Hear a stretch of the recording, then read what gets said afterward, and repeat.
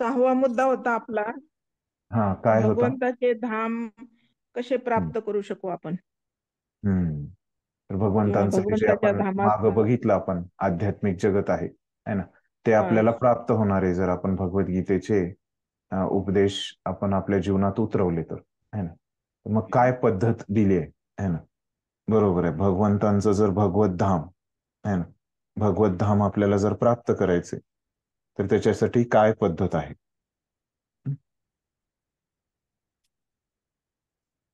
भगवंत म्हणतात, अंतकालेचे महामेव स्मरण मुक्ता कलेवरम. तर पहिला पॉइंट ह्याच्यामध्ये आहे ना. हा, बरोबर आहे, प्रभूजींनी जो पहिला श्लोक सांगितला की काय, की आपण जर फक्त भगवंतांबद्दल विचार केला है ना, कधी मृत्यूच्या वेळेस है ना, भगवंतांचा विचार जर आपण केला तर काय होणार त्याच्यामुळं? मृत्यूच्या समयी जर आपण भगवंतांचा विचार, आपल्याला त्यांचं स्मरण होईल. हा, मृत्यूच्या समयी जर आपण त्यांचं स्मरण केलं तर काय होणार मग? भगवत धाम प्राप्ती होईल. हा, भगवत धामाची प्राप्ती केली. हे पहिला मुद्दा होता. हम्म. ठीक आहे. दुसरा मुद्दा काय होता याच्यामध्ये? भौतिक गोष्टीतून आपल्याला मुक्ती मिळवली पाहिजे. हा, तर आता मुक्ती आपली करून घेतली पाहिजे. चेतना, हम्म. बरोबर आहे. तर सध्या आपली चेतना काय, भौतिक चेतनेत आपण आहोत तेच है नेत ना. आहोत. आपल्या मनामध्ये आपण अं, हे सगळ्या भौतिक गोष्टींचाच विचार चालू असतो, भौतिक जगताचाच विचार चालू असतो है ना.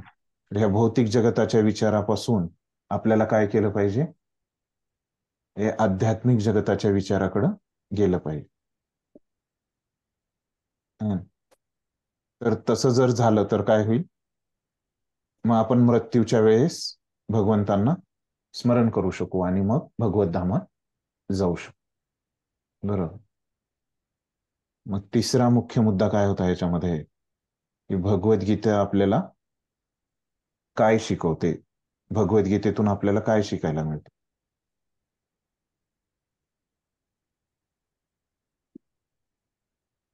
काय शिकवते है ना. मग आता ह्या तिसऱ्या मुद्द्यामध्ये, सॉरी,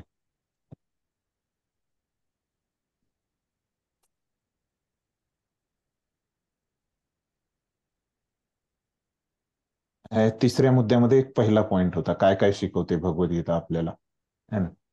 तर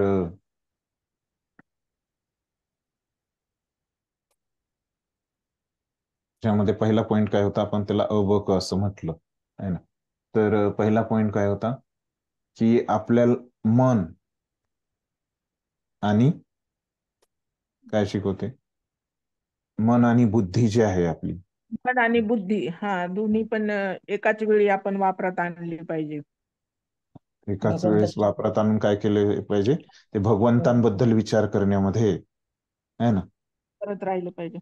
हा, भगवंताची. भगवंतांचा विचार त्यामध्ये आपण केला पाहिजे आपल्या आला पाहिजे. मध्ये आणि बुद्धीमध्ये है ना. आपण जे काही काम करत असतो त्याच्यासोबत, कर्तव्या सोबत है ना. तर असं जर झालं है ना, हे पहिलं पॉइंट, की मन आणि तर मन आणि बुद्धी जे आहेत आपले है ना, हे जर भगवंतांच्या सेवेत आपण लावले तर काय होईल हो? तर आपले इंद्रिय जे आहेत है ना, ते काय होतील? शुद्ध चेतना. शुद्ध होतील आणि ते पण भगवंतांच्या सेवेत लागले जातील है ना. जर पहिल्यांदा आपण मन आणि बुद्धी जर भगवंतांच्या सेवेत लावलं तर इंद्रिय आपले आपोआपच काय होतील? भगवंतांच्या सेवेत लागतील. हे आपल्याला भगवद्गीतेत शिकायला मिळेल. त्याच्यानंतर काय होईल?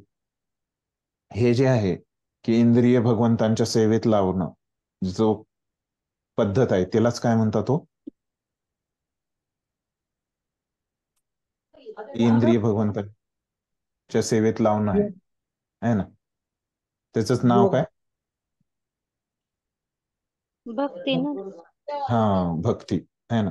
तर आपली सगळी इंद्रिय भगवंतांच्या सेवेत लावणं, ह्याच नाव आहे भक्ती. हे पुढचा त्याच्यात तिसरा पॉइंट होता, आपण बघितलं है ना. आणि हे जे भक्तीची जी पद्धत आहे ती कसं आपण शिकली पाहिजे, आपल्या गुरूंकडनं, है ना. ते भगवंतांचे जे प्रतिनिधी आहेत, है ना, जे आपल्याला शिकवतायत हे भगवंतांचे जे प्रतिनिधी आहेत, है ना. गुरु जर व्यस्त असतील तर ते एक प्रतिनिधी देतात गुरूंचे, भगवंतांचे, है ना. त्यांच्याकडून आपण ही भक्तीची पद्धत शिकली पाहिजे, शास्त्रांमधून, है ना, गुरूंकडून, शास्त्रांमधून पण आपल्याला शिकायला मिळते, है ना.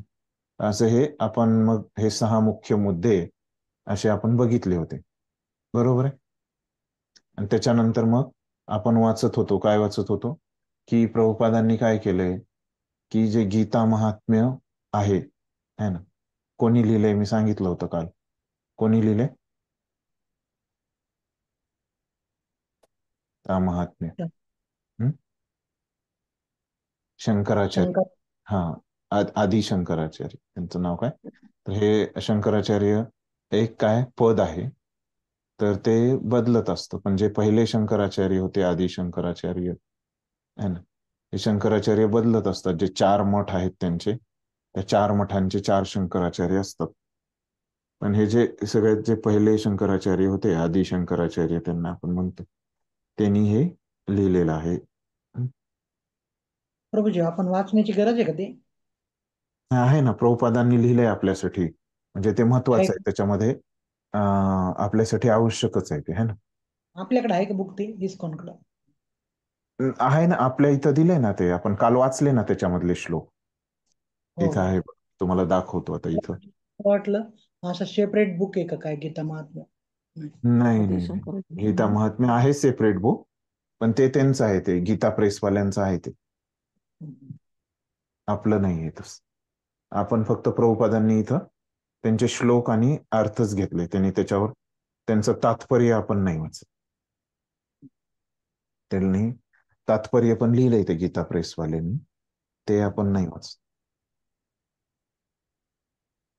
हे काय, हे मनोगत आहे, उपोद्घात आपला आहे ना. शेवटी प्रभूजी उपद्घात. हा हा, शेवटी आपलं चालू.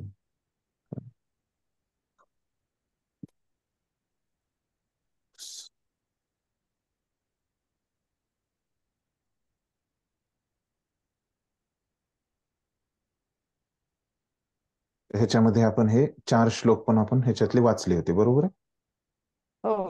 हो. तर तो आता पुढचं 5वा श्लोक आपण वाचूया. तर 5वा श्लोक काय, भारतामृत सर्वस्वम विष्णु वक्त्राद्विनी श्रुतः गीता गंगोदकं पीत्वा पुनर्जन्म न विद्यते. तर काय सांगितलं, की जो गंगेचे पाणी प्राशन करतो त्याला मुक्ती प्राप्त होते.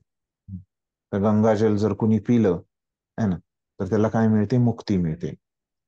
तर जो भगवद्गीतेचे अमृत प्राशन करतो त्याच्याबद्दल काय सांगते, तर त्याचं काही महत्वच, आपण वर्णनच, एवढं महत्व आहे की आपण त्याचं वर्णनच नाही करू शकत, है ना. त्याचं महत्व काय सांगावं असं म्हणतायत, है ना, शंकराचार्य. तर भगवद्गीता ही महाभारतातील अमृत आहे, है ना. तर हे जे व्यासदेवांनी महाभारत लिहिलंय, तर त्याच्यामध्ये हे एक अमृत आहे, कारण ती स्वतः आदि विष्णू भगवान श्रीकृष्णांनी सांगितली आहे. अमृत कशामुळे आहे, तर ती भगवंतांच्या मुखातून आलेली आहे. आणि हे भगवद्गीता वाचल्यामुळं काय होतं, की पुनर्जन्म न विद्यते, तर पुढचा आपल्याला जन्म घ्यावा लागत नाही, है ना. जसं अमृत आपण जर पिलो तर आपल्याला मृत्यू येतो का, नाही येत, है ना. तर तसंच हे भगवद्गीता पिल्यामुळं काय होतं, की पुढचं हे जन्म मृत्यूच्या चक्रातून आपण सुटू, असं ते म्हणतायत. पुढं काय म्हणतायत, की भगवद्गीता ही पुरुषोत्तम श्री भगवान यांच्या मुखातून प्रकट होते, तर गंगा ही त्यांच्या चरण कमलातून उत्पन्न होते. अर्थात भगवंतांचे मुख आणि चरण कमल यामध्ये काहीच फरक नाही. हे बहुतेक आपण केलं होतं काल चर्चा, है ना, की आपण बघितलं होतं की कसं आपण भोग लावतो, है ना, भगवंत कसं स्वीकार करतात आपला भोग, तर हा, आपल्या डोळ्यांनी, है ना. तर तेव्हा आपण काय समजतो, की भगवंतांच्या मुखामध्ये आणि डोळ्यामध्ये, है ना, तर भगवंत आपल्या कोणत्या पण इंद्रियांनी, है ना, कोणत्या पण इंद्रियाचं कार्य करू शकतात. करू शकतात. हा, तर ते आपल्या डोळ्यांनी पण ते खाऊ शकतात आणि तोंडानी पण ते बघू शकतात, है ना. तसंच तर आता त्यांचे हे जे दोन इंद्रिय आहेत, कोणते? तोंड, मुख आणि त्यांचे चरण कमल, है ना. तर गंगा नदी काय त्यांच्या चरणातून आली आहे ना. भगवद्गीता कुठून आली? त्यांच्या मुखातून आली, है ना. मुखातून आली. हा, त्याच्यामुळं ह्याच्यामध्ये काही अंतर नाहीये. दोन्ही तेवढेच आपलं शुद्धीकरण करणार आहेत, है ना. गीता आणि गंगा, है ना, या दोन्ही गोष्टी आपल्या शुद्धीकरण तेवढ्याच प्रमाणात करणार आहेत. पण निपक्षपाती दृष्टिकोनातून पाहिल्यास आपल्याला हे लक्षात येईल की भगवद्गीता ही गंगाजलापेक्षाही अधिक महत्वपूर्ण आहे, है ना. तर आपण हे पण बघितलं होतं काल की निपक्षपाती दृष्टिकोनातून, है ना. तर म्हणजे काय? हम्म. तर की असा दृष्टिकोन, ते जसं आपल्या खेळामध्ये कोण असतो? अंपायर, है ना. तो अंपायरचा जो दृष्टिकोन असतो तो कोणता असतो? निपक्षपाती, है ना. तो इकडल्या टीम कडून, इकडल्या पक्षातून किंवा तिकडल्या पक्षाकडून नसतो, है ना. तिथं जे काही होईल, ज्या काही गटाचा, है ना, तिथं जो हे आहे खेळाडू आहे, तो बाद झाला की तो काय करतो? जो तिथं हे आहे अंपायर आहे, पंच आहे, तो काय करतो की तो बाद झाला असं घोषित करतो, है ना. तर हे पंचांचा जो दृष्टिकोन असतो, है ना, अंपायरचा, तर तो काय आहे? निपक्षपाती. अशा दृष्टिकोनातून जर आपण बघितलं तर गीता ही गंगाजलापेक्षा अधिक आहे, है ना. जरी त्यांचं समान असतील ते शुद्धीकरण करणारे, तर कशामुळं असं अधिक आहे हो? भगवद्गीता ही गंगाजलापेक्षा आपण काल बघितलं, कसं काय ती महत्वपूर्ण आहे अधिक? लक्षात आहे का कुणाच्या? हरे कृष्ण. हा हा, बोला. हा, भगवत गंगाजल प्राप्त करणे आपल्यासाठी खूप अवघड आहे. हा, तिकडे जावं लागतं, है ना. कारण आपल्यापासून लांब आहे गंगा नदी. आपण प्राप्त करू शकत नाही. हा, परंतु पण भगवद्गीता जर समजा आपण आपल्या घरात बसून सुद्धा आपण त्याचं ज्ञान ग्रहण करू हा, शकतो, वाचू शकतो. बरोबर. आपल्या सगळ्यांसाठी, है ना, खूप अवघड आहे गंगेचं जल प्राप्त करणं. बरोबर. त्याच्यामुळं काय आहे, तर हे सोपं आहे आणि महत्वपूर्ण आहे, कारण सहज उपलब्ध आहे भगवद्गीता. ठीक. असं हे किती श्लोक झाले आपले? 5, है ना. त्याच्यामध्ये 7 श्लोक आहेत. तर आता पुढचा 6वा श्लोक आपण बघू. तर पुढचा काय श्लोक आहे? सर्वोपनिषदो गावो दोग्धा गोपाल नंदन पार्थो वत्सः सुधीर भोक्ता दुग्धम गीतामृतम महत. मग पुढं काय प्रभुपाद काय लिहित आहेत? सर्व उपनिषदांचे सार आपण बघितलं अगोदरच. प्रभुपादांनी सांगितलं होतं की गीता काय आहे? सगळ्या वैदिक शास्त्रांचं सार आहे, बरोबर आहे. प्रभुपादांनी सांगितलं होतं आपल्याला. तर आता ह्या श्लोकामधून पण आपल्याला कळालं की सर्व उपनिषद, है ना, सगळ्या उपनिषदांचं हे सार आहे. तर गीतेला त्यांनी काय नाव दिले? एक भगवद्गीतेलाच त्यांनी दुसरं नाव काय दिले? गीतोपनिषद, है ना. कारण हे सगळ्या उपनिषदाचं सार असल्यामुळं त्याला काय नाव दिले त्यांनी? गीतोपनिषद असं नाव दिले. आणि हे जे गीतोपनिषद आहे त्याला काय म्हटलंय? किंवा म्हटलंय, है ना. किंवा भगवद्गीता, दोन्ही एकच आहेत, गीतोपनिषद आणि भगवद्गीता. भगवद्गीतेचं दुसरं नाव काय? गीतोपनिषद, है ना. ही एका गायीप्रमाणे आहे, है ना. तर गाय जशी असते तशी ही कोण आहे? गीता आहे, भगवद्गीता. तर गायीचं काय करतो? जो गवळी आहे, गोपाल आहे, है ना, तर तो काय करतो? गायीचं दूध काढतो, है ना. तर तसंच गोपाल हे कुणाचं नाव आहे? भगवंतांचं, है ना. तर हे भगवंत ह्या भगवद्गीतेचं, जी गायीच्या रूपामध्ये जी आहे भगवद्गीता, है ना, त्या गायीच्या रूपातल्या भगवद्गीतेचं काय करतायत? दूध काढतायत, है ना. तर भगवंत कोण आहेत? गोपाल आहेत, गवळी आहेत. आणि ते आणि मग तिथं वासरू कोण आहे या भगवद्गीतेचं? जो दूध पितोय हे गायीचं? अर्जुन. अर्जुन. अर्जुन वासरू आहे, है ना. आणि भगवंत गवळी आहेत आणि ते दूध काढतायत, है ना. तर गवळी काय करतो? हे दूध दुसऱ्यांना वाटतो, वितरित करतो, विकतो, है ना, किंवा असंच देतो दुसऱ्यांना. तर हे जे दुसऱ्यांना जो गवळी दूध देतो, विकतो, ते लोक कोण आहेत? विद्वान जन आणि भक्त, है ना. जे आपण हे जसं हे दूध विकत घेतो गाईचं, है ना, तसंच भगवंत काय करतायत, आपल्याला हे गाईचं दूध काढून आपल्याला देत आहेत, की जे की अमृताप्रमाणे आहे हे दूध, असं सांगतायत. हे गीता महात्म्यामध्ये असं सांगितलंय. त्याच्यानंतरचा काय श्लोक आहे, शेवटचा श्लोक गीता महात्म्यामधला, तर काय म्हणतात की एकम शास्त्रम देवकी पुत्र गीतम, एको देवो देवकी पुत्र एव, एको मंत्रस्तस्य नामानि यानि, कर्मापि अपि एकम तस्य देवस्य सेवा.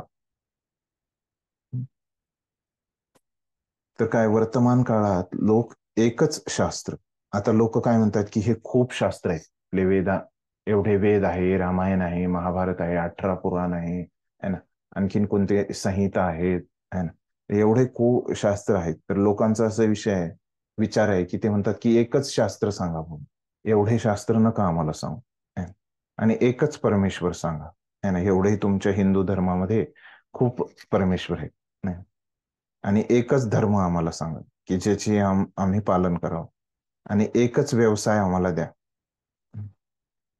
लोकांना असं पाहिजे, अत्यंत उत्सुक आहेत लोक असं कार्य करण्यासाठी. तर ते एक शास्त्र कोणतं आहे, तर देवकी पुत्र गीत आहे ना, असं म्हटलंय. भगवद्गीता. भगवद्गीता आहे ना, पूर्ण विश्वाकरता जे एकच शास्त्र आहे ते भगवद्गीता आहे ना. आणि मग जे एकच त्यांना धर्म पाहिजे है ना, तो धर्म नाही, सॉरी, त्याच्यानंतर काय सांगितलं त्यांनी, एकच परमेश्वर पाहिजे. परमेश्वर. हा, तर एकच परमेश्वर कोण आहे, देवकी पुत्र हा, तो श्रीकृष्ण भगवान आहे कृष्ण. ना, एकच परमेश्वर. आणि त्यांना त्याच्यानंतर काय पाहिजे, एकच मंत्र त्याचा ज्यांना जप करायचंय तो काय आहे, हरे कृष्ण महामंत्र. आणि एकच धर्म ज्याच्यामध्ये त्यांना देवाची सेवा करायची, तर ती काय आहे, कृष्णाची सेवा म्हणजे भक्ती. असं हे गीता महात्म्यामध्ये सांगितलेलं आहे. हे गीतेचं महात्म्य आपण बघितलं है ना. तर आपण आता खूप बघितलं इथं की भगवद्गीता ही कशी आपण प्राप्त, पद्धती काय आहे, ही भगवद्गीता प्राप्त करण्याची महत्वाची पद्धत आपण बघितली इथं उपोद्घात मध्ये, की आपण ही भगवद्गीता कशी प्राप्त केली पाहिजे.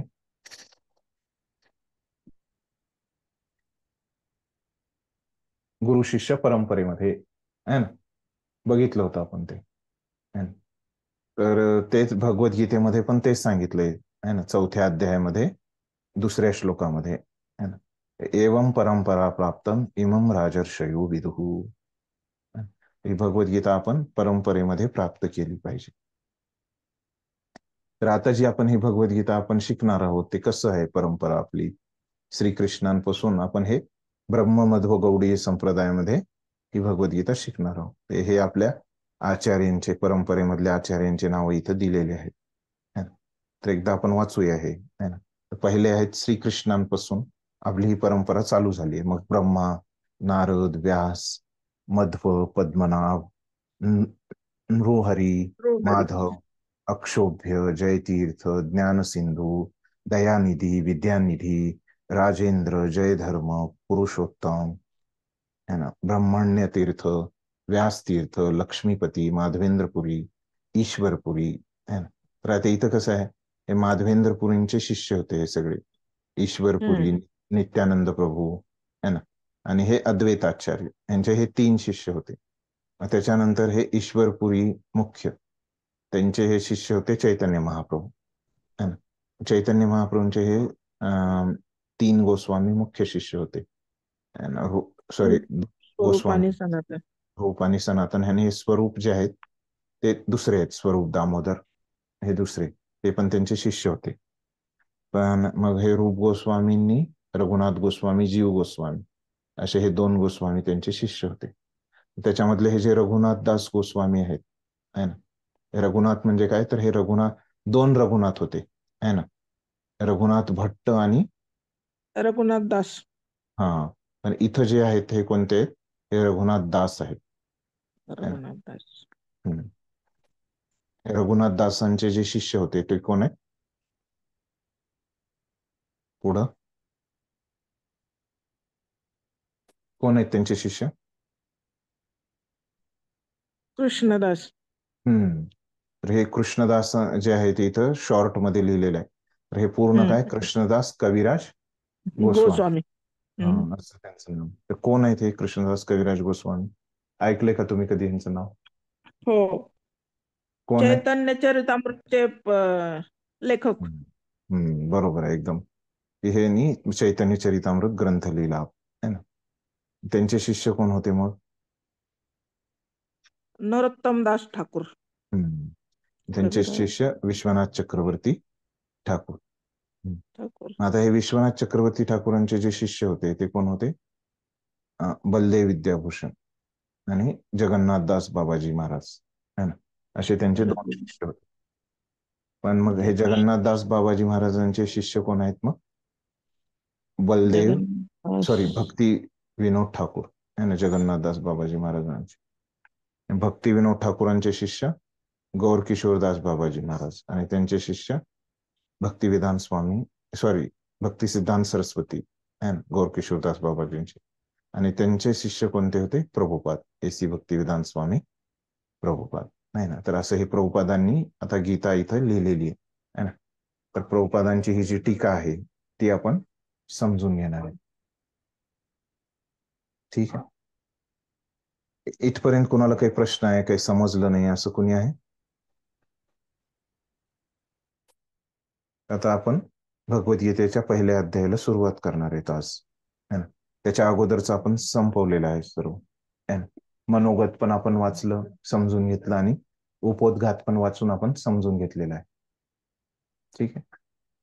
तर भगवद्गीतेच्या पहिल्या अध्यायाला मी ते इथं ओपन करतो.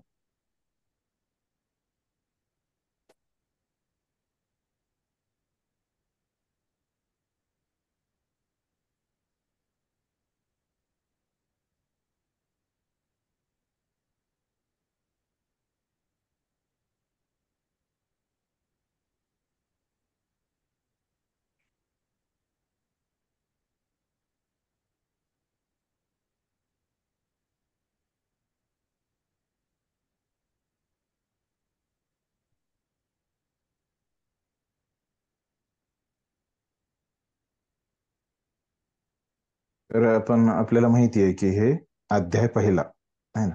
आपण आपल्याला माहिती आहे की भगवद्गीतेत किती अध्याय आहेत? 18 अध्याय है ना. तर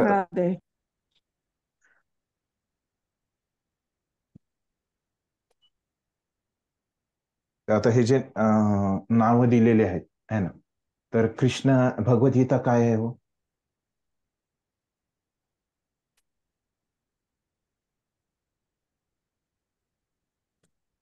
भगवंताने जे मार्गदर्शन केलं. तर म्हणजे एक काय आहे, एका पुराण भाषेत भगवंताची कृष्ण वाणी आहे. भगवंतांची वाणी आहे. तर हे कृष्ण आणि अर्जुन यांच्यामध्ये जो संवाद झाला इथे दिसत आहेत चित्रामध्ये है ना. तर ह्या दोघांमधला जो संवाद झाला है ना, तो गीता आहे ना. तेव्हा जेव्हा कृष्ण आणि अर्जुन यांच्यामध्ये असं संवाद जेव्हा होत होता तेव्हा कृष्णाने असं नाही बोलले की आता मी पहिला अध्याय बोलतो है ना, की मी तुला मग दुसरा अध्याय बोलतोय है ना. हे पहिल्या अध्यायात किती श्लोक आहेत? 46 श्लोक आहेत है ना, बरोबर. ठीक आहे, जे काय असतील. तर हे 46 आता कृष्ण ह्याच्यामध्ये एक पण श्लोक बोलले नाही. या 46 श्लोकामध्ये कृष्ण जे बोलायला सुरू केलं कृष्णाने है ना, ते दुसऱ्या अध्यायामध्येच त्यांनी बोलायला सुरू केलेलं आहे है ना. पहिल्या अध्यायामध्ये कृष्ण बोललेच नाही. तर असं हे आता ह्याचे जे नाव आहेत, आता पहिल्या अध्यायाचं जो नाव इथं दिलेलं आहे अर्जुन विषाद योग. तर अर्जुन आहे ना, आपल्याला माहिती आहे अर्जुन. विषाद म्हणजे काय असतो माहिती आहे? विषाद शब्द कोणी ऐकलाय कधी? विषाद शब्दाचा अर्थ होतो दुःख है ना, किंवा भ्रमित होऊन जे दुःख होतं है ना, भ्रमित झाल्यावर जे आपल्याला ज्या प्रकारचं दुःख होतं ते दुःख म्हणजे काय? विषाद है ना. तर योग म्हणजे काय? तर भगवंतांशी संबंध साधणे है ना, म्हणजे योग है ना. तर आता इथं मग ह्याचा अर्थ काय झाला? हे जे नाव दिलंय ह्याला अध्यायाला, ते काय नाव दिलंय? अर्जुन विषाद योग है ना. म्हणजे अर्जुनाला जे त्याला जे त्याच्या मनामध्ये जे विचार आले त्याच्यामुळे जे त्याला दुःख झालं, त्या दुःखामधून तो काय करतोय? भगवंतांशी कसा संबंध जोडतोय त्या दुःखाच्या द्वारे आहे ना. हे असं नाव झालं ह्या अध्यायाचं, बरोबर आहे. तर मग जेव्हा कृष्ण आणि अर्जुन बोलत होते तर हे जेव्हा असे नावं त्यांनी दिले होते का कृष्ण आणि अर्जुनानी बोलताना त्यांच्या ह्याच्यामध्ये, ते असं उत्स्फूर्तपणे आहे ना बोलत होते एकमेकांशी, जसं आपण बोलतो एकमेकांशी, है ना. तर असं ते मुद्दे सुद्धा, असं पहिला अध्याय, आता मी तुला पहिला अध्याय बोलतो अर्जुन, है ना. पहिल्या अध्यायात तर कृष्ण बोललेच नाही, है ना. असं गीता घडली नाहीये, है ना. तर गीता जी घडली तिथं मग व्यासदेवांनी काय केलं, ते फक्त बघितलं आणि मग हे व्यासदेवांनी त्यांच्या शब्दामध्ये ही गीता लिहिलेली आहे, है ना. तर त्याच्यामुळं काय आहे, तर जेव्हा व्यासदेवांनी हे नावं दिले की नाही, है ना, किंवा आचार्यांनी नावं दिले, है ना, तर हे ह्याच्यामध्ये एक फरक आहे. जे अध्यायांचे जे नावं आहेत त्याच्यामध्ये फरक आहेत, है ना. तर असे कशामुळे आहेत, कारण ही पुन्हा नावं दिली गेलेली आहेत, है ना. आपल्या आचार्यांनी हे नावं दिलेत, ते अध्यायामध्ये काय विषय आहे ना, त्या कृष्ण आणि अर्जुन जे बोललेत त्या अध्यायामध्ये, तिथं विषय काय आहे तो समजून घेऊन त्याच्यामध्ये काय श्लोक आहेत, है ना. आणि हे जे श्लोक आहेत, एका विषयाचे जे श्लोक आहेत ते एका अध्यायामध्ये टाकणे, त्या अध्यायाला नाव देणे, है ना. तसं प्रत्येक व्यक्ती वेगवेगळ्या पद्धतीने विचार करतो, तसं आपल्या आचार्यांचा पण काय जे आहेत त्यांचा आपल्या आपल्या स्वभावानुसार काय करतात, त्यांना जे दिसेल इथं या अध्यायामध्ये त्याप्रमाणे नाव दिलेलं आहे, है ना. त्याच्यामुळे असं तुम्हाला वेगवेगळ्या पुस्तकांमध्ये हे गीतेचे जे अध्याय आहेत त्यांची वेगवेगळी नावं दिसतील, है ना. तर त्याचं हे उत्तर आहे की कसं त्याला समजायचं जेव्हा आपल्याला ही वेगवेगळी नावं दिसतील, है ना. तर हे आहे की आचार्यांनी दिलेली नावं आहेत, है ना. त्यांना जे वाटलं की त्या अध्यायामध्ये जे महत्वाचं आहे, तो विषय तिथं महत्वाचा आहे, त्यानुसार त्यांनी नाव दिले. तर आता इथंच बघा, प्रभुपादांनी आपल्याला दोन नावं दाखवली. एक जे मोठ्या अक्षरात त्यांनी वर नाव दाखवलंय ते काय आहे, अर्जुन विषाद योग असं नाव दाखवलं. आणि मग कंसामध्ये जे तुमच्या पुस्तकात पण असंच आहे ना, मी जे दाखवतोय ते, मग असं हो कंसामध्ये त्यांनी, प्रभू. हा, कंसामध्ये काय दिलंय, की कुरुक्षेत्रातील युद्धस्थळावर सैन्याचे निरीक्षण असं नाव दिलं. तर आता हे जे काय आहे, वरचा जो शब्द आहे अर्जुन विषाद योग, आणि हे कंसामध्ये जे आहे ते जनरली काय असतं, एक शब्द झाला की त्याच्यानंतर जर कंस आला तर काय असतं, त्या आधीच्या शब्दाचा अर्थ आपण त्या कंसात लिहितो, आहे ना, बरोबर आहे. पण इथं तसं नाही. आता हे कंसात जे लिहिलंय ते कम्प्लीट वेगळंच आहे ना, पूर्ण ते वेगळंच आहे. तर हे अर्जुन विषाद योगचा हा अर्थच होऊ शकत नाही, आहे ना, की कुरुक्षेत्रातील युद्धस्थळावर सैन्याचे निरीक्षण, म्हणजे हे अध्यायाला दिलेलं हे दुसरं नाव आहे, हे पहिलं नाव आहे ना, अर्जुन विषाद योग, आहे ना. तर काही अर्जुन आचार्य काय म्हणतायत की या अध्यायामध्ये काय झालंय, अर्जुनाचा जे दुःख झालंय त्याच्यातून जो तो योग केलाय, है ना, भगवंतांशी ते कनेक्ट केलं त्यांनी दुःख, है ना, आपलं दुःख त्यांनी भगवंतांना सांगितलं आणि त्याच्यावर उपाय त्यांनी मागितला भगवंताकडून. त्याच्यामुळं काय झालं, या दुःख जे त्याला झालं अर्जुनाचं, है ना, त्याच्यामधून त्याने काय केलंय, भगवंतांशी संबंध जोडलेला आहे, योग केला त्या दुःखाचा आणि भगवंतांसोबत. हे असं काही आचार्यांच्या मध्ये नाव आहे. ते दुसरं आहे, त्याला काही आचार्यांच्या मते जे दुसरं नाव आहे ते काय आहे, कुरुक्षेत्रातील युद्धस्थळावर सैन्याचे निरीक्षण. म्हणजे ह्याला शॉर्ट मध्ये हे तर अर्थ झालं आपल्या मराठी भाषेमध्ये, पण आचार्यांनी काय दिलंय त्याला नाव, सैन्य निरीक्षण, है ना. तर काही जण पहिल्या अध्यायाला नाव काय देतात, सैन्य निरीक्षण असं नाव देतात, है ना, काही आचार्य. आणि काही आचार्य काय म्हणतात की अर्जुन विषाद योग असं नाव. तर मग पहिल्या अध्यायाचं नाव कोणतं, तर दोन्ही नाव आहे पहिल्या अध्यायाचे,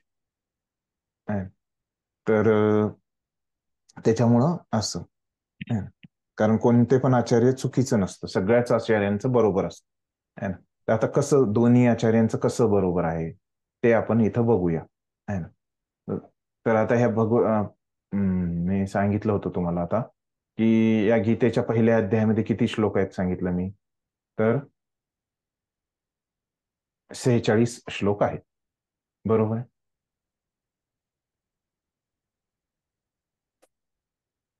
46च आहेत, बरोबर होतं माझं, म्हणजे सांगितलं तुम्हाला. तर 46च श्लोक आहेत या गीतेच्या पहिल्या अध्यायात. हे जे 46 श्लोक आहेत तर त्याच्यामध्ये 1 ते 27 असे जे पहिले 27 श्लोक आहेत तर इथं काय होतंय की कृष्ण आणि अर्जुन जेव्हा रथावर गेलेले आहेत है ना, तर अर्जुन तर ते काय करतायत तिथं, त्यांच्या समोर कोण उभं टाकलंय, जे सैन्य आहे है ना, कौरवांचं त्यांच्या समोर. तर या कौरवाच्या सैन्याचं ते निरीक्षण करतायत है ना. आणि दुर्योधन जो आहे तो पण यांच्या पांडवाचं सैन्याचं निरीक्षण करतोय है ना. तर पहिल्या 27 श्लोकांमध्ये जो विषय आहे है ना, तर त्याच्यामध्ये आणखीन जर विस्तारपूर्वक जर तुम्हाला बघायचं म्हटलात तर त्याच्यामध्ये असं आहे की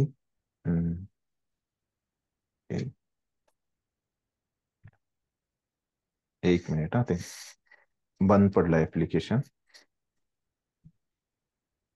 चालू होईल.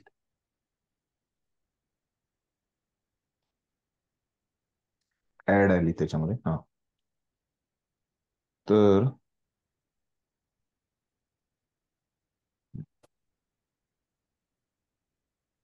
तर जे पहिले 27 श्लोक आहेत ते सांगितलं की त्याच्यामध्ये विषय काय आहे, सैन्य निरीक्षण विषय आहे है ना. त्याच्यामुळं ह्याला काही आचार्य काय नाव देत आहेत, या अध्यायाला सैन्य निरीक्षण असं नाव देतात है ना. मग पुढचे जे श्लोक आहेत 28 ते किती असतील 46 है ना, हे जे शिल्लक राहिलेले श्लोक आहेत है ना, तर ह्याच्यामध्ये अर्जुन काय करतो की 4 कारणं देतो. तर एकूण किती कारणं देतो अर्जुन, 5 देतो, आणि इथं काय 4च कारणं आहेत है ना. तर 4 कारणं देतो. कशासाठी कारणं देत असेल हो अर्जुन? युद्ध टाळण्यासाठी.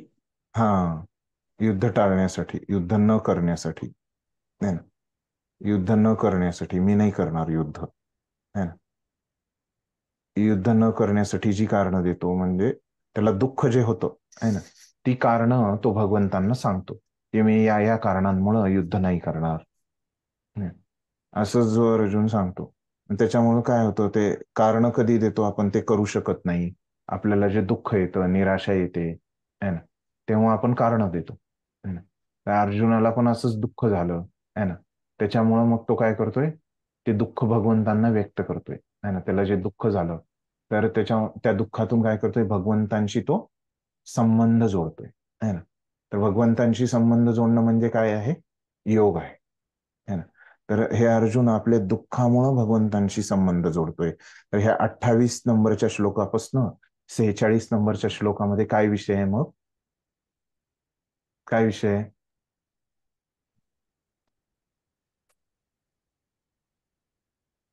अर्जुनच बोलतात. हा अर्जुन विषाद योग. हा, तर इथं जे आहे तो विषय आहे की अर्जुनाला जो दुःख झालं त्याच्यातून तो कसं भगवंतांशी संबंध करतोय. त्याच्यामुळे ह्या श्लोकांवरून काय दिलं, काही आचार्यांनी या अध्यायाला नाव दिलं अर्जुन विषा योग असं है ना. त्याच्यामुळं आपण म्हणतो की दोन्ही प्रकारचे जे आचार्यांचे वर्ग आहेत, काही आचार्य असं म्हणतात, काही आचार्य असं म्हणतात, तर हे दोघांचं पण बरोबर आहे, कारण दोन्ही विषय आहेत ना या अध्यायामध्ये. तर काही आचार्य काय म्हणतात की पहिले 27 श्लोक आहेत ते मुख्य आहेत, काही आचार्य म्हणतात की 28 ते 46 हे जे श्लोक आहेत ते मुख्य आहे. ते आता त्यांची विचार करण्याची पद्धत आहे, त्याच्यामुळे दोन्ही बरोबर आहे ना, दोन्ही नावं असू शकतात. दोन्ही बरोबर आहे, असं नाही की कोणतं चुकीचं आहे.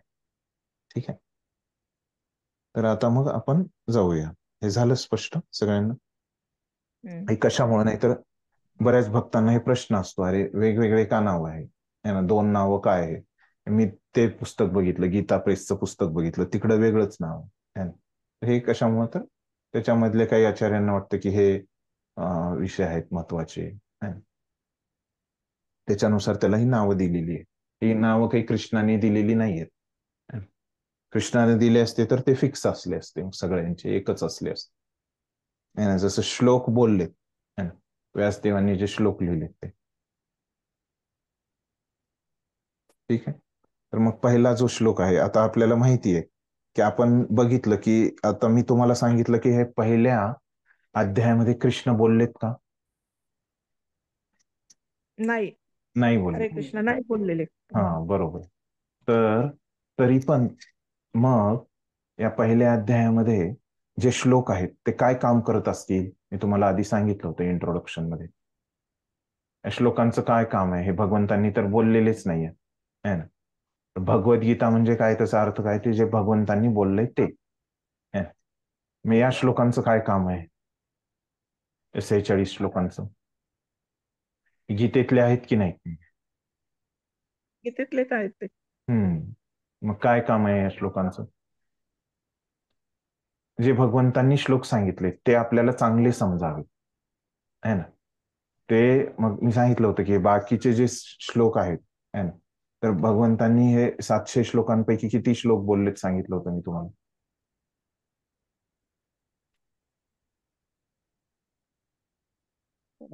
श्लोकांपैकी 575. बरोबर आहे ना. तर 700 पैकी 575. बाकीचे मग 125 श्लोकांचं काय काम आहे? तर ते सेवकाच्या रूपामध्ये, हा, सेवकाच्या भूमिकेमध्ये आहेत ते 125 श्लोक. तर तसेच आता हे 125 मधले हे 46 आहेत इथं पहिल्या अध्यायातच, ते मदत करतायत. जे भगवंतांचा संदेश आहे तो आपल्याला व्यवस्थित चांगला समजावा याच्यासाठी आपल्याला ते मदत करतायत. तर आता हे जे श्लोक आहेत ह्याचा जो गीता कुठे आहे, मूळची गीता कोणत्या ग्रंथात आहे, मी हे पण तुम्हाला सांगितलं होतं.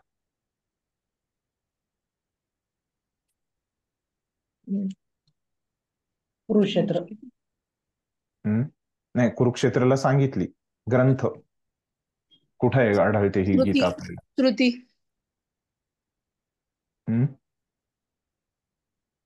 कोणत्या ग्रंथात आहे भगवद्गीता? प्रभूजी महाभारत. महाभारत, बरोबर आहे ना. तो महाभारत या ग्रंथामध्ये आहे ना. तर त्याच्यामुळं आता हे जो पहिला अध्याय आहे तो काय करतोय, इथं थोडस जो भगवद्गीतेचा विषय आहे त्याची पार्श्वभूमी प्रस्थापित करतोय, थोडस बॅकग्राऊंड सांगतोय हा पहिला अध्याय. त्याच्यामुळे इथं थोडस महाभारतामधले नावं आहे ना, की तिथले ते जे योद्धे आहेत, है ना, ह्याचा थोडासा महाभारताशी संबंध आहे या पहिल्या अध्यायाचा. तर आपल्याला इथं काय खबरदारी घ्यायची आहे की इकडून आपल्याला महाभारतात प्रवेश नाही करायचा, है ना. आपल्याला महाभारत शिकणं आवश्यक आहे ना. ते पण ग्रंथ आहे, ते पण आपण शिकलं पाहिजे. पण आता आपण इथं त्याच्यासाठी जमलेलो नाहीये, आपल्याला गीता शिकायची आहे ना. तर जेव्हा या अध्यायाचा आपण अभ्यास करू तेव्हा मध्ये मध्ये असे महाभारतातले विषय येतील, है ना. मी स्वतः अजून पूर्ण महाभारत वाचलेलं नाही, है ना. त्याच्यामुळे तुम्ही तिकडे विषयांतर करून त्याच्यावरले प्रश्न मला विचारू नका, है ना, महाभारताच्या संबंधित, है ना. तर ते इथं संभावना आहे की आपण महाभारताकडे जाण्याची, है ना.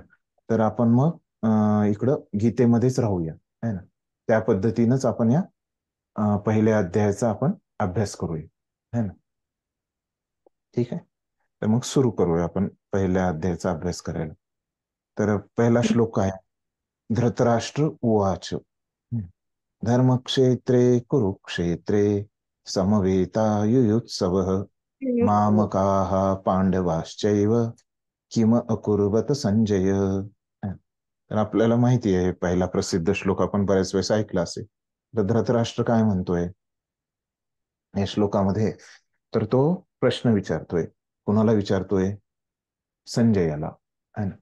तर हे तात्पर्य मध्ये आहे ते पॉइंट, पण अगोदरच मी सांगतो की धृतराष्ट्र आणि संजय कुठं असतात? तो घरी ते त्यांच्या. त्यांच्या घरातच असतात बसलेले. बरोबर आहे. आणि गाव कोणतं असतं त्यांचं? घर कोणत्या गावात असतं? हस्तिनापूर. हा, हस्तिनापूर, है ना. आणि हे आता गीता कुठं सांगितली कृष्णाने अर्जुनाला? कुरुक्षेत्रावर. हा, म्हणजे हे दुसरं गाव आहे कुरुक्षेत्र आणि हस्तिनापूर. तर तर हे कुरुक्षेत्र जे आहे ते धर्मक्षेत्र पण आहे असं सांगितलं जातं. अगोदर तिथं ऋषीमुनी तपश्चर्या वगैरे केली, हे युद्धाच्या अगोदर, है ना. ऋषीमुनी तिथं जाऊन राहायचे, ऋषींचे आश्रम वगैरे होती त्या कुरुक्षेत्राला, है ना. त्याच्यामुळे त्याचं नाव काय, एक धर्मक्षेत्र पण आहे, धर्माचं. तिथं धर्माचं आचरण करायचे, है ना. बरीचशी आश्रम तिथं होती, है ना. तर त्याच्यामुळे इथं धर्मक्षेत्र पण याला म्हटलं जातं, है ना. तर मग त्या ठिकाणी जेव्हा इथं गीता चालू होती, है ना, तर हे धृतराष्ट्राला बघण्याची इच्छा होती, म्हणजे काय चालू आहे, है ना. मग धृतराष्ट्राला तर माहिती होतं की आपला पुत्र जो आहे, है ना, तर तो कोण आहे? धृतराष्ट्राचा पुत्र कोण असतो? दुर्योधन. दुर्योधन आहे ना. तर हे दुर्योधन हारणार, तो धर्माची बाजू नाही घेते, हे धृतराष्ट्राला माहिती असतं. मग धृतराष्ट्र थांबवत का नाही हो दुर्योधनाला तसं करण्यापासून? पुत्रमोहाने तो हे हा, पुत्रमोहाची त्याला आसक्ती असते है ना, तो आसक्त होतो पुत्रमोहामुळे है ना. आणि तो त्याच्यामुळे त्याला माहिती असतं की दुर्योधनाचा जो पक्ष आहे तो चुकीचा आहे, तरी पण तो काय करतोय? युद्ध करायचंय असं म्हणतोय. त्याचीच बाजू. दुर्योधनाचा पराजय होणार हे त्याला माहिती होतं, कारण त्यांनी पण काय शास्त्रांचा अभ्यास केलेला असतो, त्यांना पण माहिती असतं धर्म काय अधर्म काय आहे. तर मग तो आंधळा असल्यामुळं तो तिथं जाऊ शकत नाही है ना. आणि व्यासदेव, व्यासदेव कोण असतात तो इथं? व्यासदेवांचा काय संबंध आहे धृतराष्ट्राशी? ते धृतराष्ट्राचे गुरु असतात ते व्यासदेव. गुरु आणि वडील पण असतात ते. वडील असतात, हा सॉरी, वडील पण असतात आणि गुरु पण असतात, दोन्ही असतात.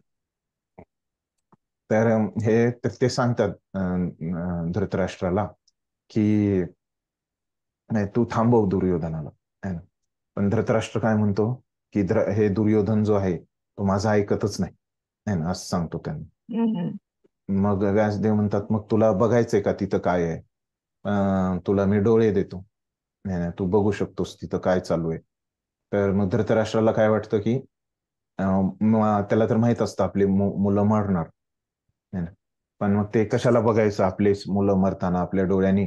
त्याच्यामुळे धृतराष्ट्र काय म्हणतो, या संजयाला तुम्ही अशी दृष्टी द्या है ना, दिव्य दृष्टी, जेणेकरून काय होईल की आम्ही इथंच हस्तिनापूरलाच राजवाड्यामध्ये असू है ना. किंवा त्यावेळेस राजा कोण होता? धृतराष्ट्र. धृतराष्ट्र. हा है ना. तर त्याच्यामुळे राजवाड्यामध्ये तो तिथं राहायचा, आम्ही इथंच राहू दोघ जण, आणि इथूनच संजय बघल आणि मला सांगेल की तिथं काय चाललंय, युद्धभूमीवर काय चालू आहे ना. त्याच्यामुळे काय होतं, व्यासदेव जे आहेत है ना, ते संजयाला अशी दृष्टी देतात, आणि संजय काय असतो, तो त्यांचा शिष्य पण असतो है ना. आणि तिथंच धृतराष्ट्राच्या ह्याच्यामध्ये राहत असतो राजवाड्यामध्ये. त्याचं मग ते त्यांच्या गुरुकुलमधून तो उत्तीर्ण होऊन तिथून बाहेर आला व्यासदेवांच्या आश्रमात, मग तो त्याचा जो उदरनिर्वाहासाठी तिथं काम करत असतो धृतराष्ट्राच्या राजवाड्यामध्ये. तर त्याच्यामुळं त्याला तो प्रश्न विचारतोय, कारण संजय तिकडलं बघतोय ना, कुठलं? कुरुक्षेत्रवरलं. कुरुक्षेत्रावरचं. तर सुरुवातीला तो पहिला प्रश्न विचारतो संजयला आहे ना, की काय म्हणतो. त्याच्यामुळे धृतराष्ट्र बोलतोय पहिल्यांदा. त्याच्यामुळे इथं असं हे थोडंसं बॅकग्राऊंड आहे, जे हे प्रभुपादांनी लिहिलंय तात्पर्यामध्ये, थोडंसं पुसट पुसट असं लिहिलंय त्यांनी, पण मी तुम्हाला थोडं विस्ताराने सांगितलं. तर धृतराष्ट्र म्हणाला, हे संजया है ना, कुरुक्षेत्र या पवित्र धर्मक्षेत्रावर एकत्रित झालेल्या आहे ना. तर ते पवित्र धर्मक्षेत्र आपण बघितलं की तिथं अगोदर बरेचसे ऋषी मुनींचे आश्रम होते है ना, त्याच्यामुळे त्याला धर्मक्षेत्र असं म्हटलं. तर युद्धाची इच्छा करणाऱ्या माझ्या आणि पांडूच्या पुत्रांनी काय केले है ना. तर तिथं कशासाठी ते जमले होते? युद्धांची इच्छा. युद्धासाठी. युद्धासाठी जे जमले होते, युद्धाच्या इच्छेने तिथं जमले होते है ना. तर त्यांनी काय केलं मग तिथं जमल्यावर है ना, असा प्रश्न विचारलाय. कोण विचारलाय? धृतराष्ट्राने. कुणाला विचारलं? संजयाला. संजयला विचारलं. संजयाला विचारलं. ठीक. तर मग आता प्रभुपाद त्याबद्दल काय म्हणतायत आपण वाचूया. कोणीतरी वाचा तात्पर्य, एक एक परिच्छेद आपण समजून घेऊ. वाचू का प्रभूजी? हा, वाच. भगवद्गीता हे मोठ्या प्रमाणावर वाचले जाणारे आस्तिकवादी विज्ञान आहे व याचा आस्तिक्य, आस्तिक्यवादी. आस्तिक्यवादी. आस्तिक्यवादी विज्ञान आहे व याचा सारांश गीता महात्म्यामध्ये दिला आहे. त्या ठिकाणी सांगण्यात आले आहे की मनुष्याने भगवान श्रीकृष्णांच्या भक्तांच्या मदतीने भगवद्गीतेचे अत्यंत काळजीपूर्वक अध्ययन केले पाहिजे आणि या प्रकारे वैयक्तिक हेतुपूर्वक अर्थ न लावता कृष्ण भक्ताकडून ती समजून घेतली पाहिजे. भगवद्गीता ही कोणत्या पद्धतीने जाणून घ्यावी याबद्दलचे स्पष्ट उदाहरण गीतेमध्ये आहे व ते म्हणजे अर्जुन होय. त्याने भगवद्गीता प्रत्यक्ष भगवंताकडून श्रवण करून जाणून घेतली. एखादा अशा वैयक्तिक हेतुरहित गुरु शिष्य परंपरेमधून ज्ञान जाणून घेण्याइतपत भाग्यवान असेल तर हे समग्र वैदिक ज्ञान तसेच जगातील इतर सर्व शास्त्रामधील ज्ञान त्याला समजते. या ज्ञानाव्यतिरिक्त इतर शास्त्रामध्ये न आढळणाऱ्या देखील सर्व गोष्टी तो भगवद्गीतेमध्ये पाहू शकेल. भगवद्गीतेचे हे एक दुर्मिळ वैशिष्ट्य आहे. हे ज्ञान साक्षात पुरुषोत्तम भगवान श्रीकृष्णाने सांगितल्यामुळे परिपूर्ण असे अस्तिक्यवादी विज्ञान आहे. धन्यवाद. तर आता ह्या परिच्छेदामध्ये काय म्हणतायत प्रभुपाद, तर सुरुवातीला ते सांगतात की भगवद्गीता हे खूप मोठ्या प्रमाणावर वाचली जाते आणि हे एक अस्तिक्यवादी विज्ञान आहे. अस्तिक्यवादी विज्ञान म्हणजे काय? म्हणजे जे अस्तित्वात अस्तित्वात असलेले. नाही अस्तित्वातले. आस्तिक दोन प्रकारचे लोक असतात, आस्तिक आणि आस्तिक आणि नास्तिक. हा. नास्तिक आहे ना. तर तर हे जे आस्तिक असं लिहितो आपण आहे ना. तर हा. त्यांच्यासाठी हे आस्तिक लोक जे वाचतात आहे ना, हा. ते आस्तिक्यवादी आहे ना. ज्यांना आस्तिक आस्था आहे कोण असतात? भगवंताची. हा, तर आस्तिकवादी. ज्यांना विश्वास आहे की कृष्ण हे पूर्ण पुरुषोत्तम भगवान आहेत है ना, ते आस्तिक्यवादी लोकांनीच हे वाचतात है ना. आणि ह्याचा सारांश गीता महात्म्यामध्ये कोण आदि शंकराचार्यांनी दिलेला आहे. हे पण आपण बघितलं, त्याच्यामधले पहिले 7 श्लोक आपण बघितले है ना. तर तिथं सांगितलंय की आपण ही जी गीता वाचली पाहिजे ती कशी वाचली पाहिजे, एकदम काळजीपूर्वक आणि भक्तांच्या मदतीनेच वाचली पाहिजे है ना. आता जी आपण गीता वाचायला सुरू करणार आहेत त्याच्या अगोदरच प्रभुपाद आपल्याला सांगताय ही गीता आपण कशी वाचली पाहिजे है ना, भक्तांच्या मदतीने है ना. तर आपण पण काय करणार आहेत, प्रभुपादांच्या मदतीने आणि आपल्या आचार्यांच्या मदतीनेच आपण त्यांनी जे लिहून ठेवलंय आपल्यासाठी है ना, त्यांच्या मदतीनेच हे आपण गीता वाचणार आहेत है ना. फक्त समजून घेणार आहेत त्यांनी काय म्हटलंय ते है ना. ह्याचं आपण काय केलं पाहिजे, काळजीपूर्वक अध्ययन केलं पाहिजे है ना. आणि या प्रकारे वैयक्तिक हेतुपूर्वक अर्थ न लावता है ना, ती कृष्ण भक्ताकडून समजून घेतली पाहिजे है ना. तर वैयक्तिक हेतुपूर्वक अर्थ न लावता ह्याचा अर्थ काय हो? आपल्या समज मनाचं काही आपल्या बुद्धीप्रमाणे काही विचार करू नये. हा, बुद्धीप्रमाणे आहे ना, बरोबर. आणखीन काय होऊ शकतो ह्याचा अर्थ? तो बरोबर आहे तुम्ही सांगितलेला, पण अजून काही होऊ शकतो का? वैयक्तिक हेतू म्हणजे काय?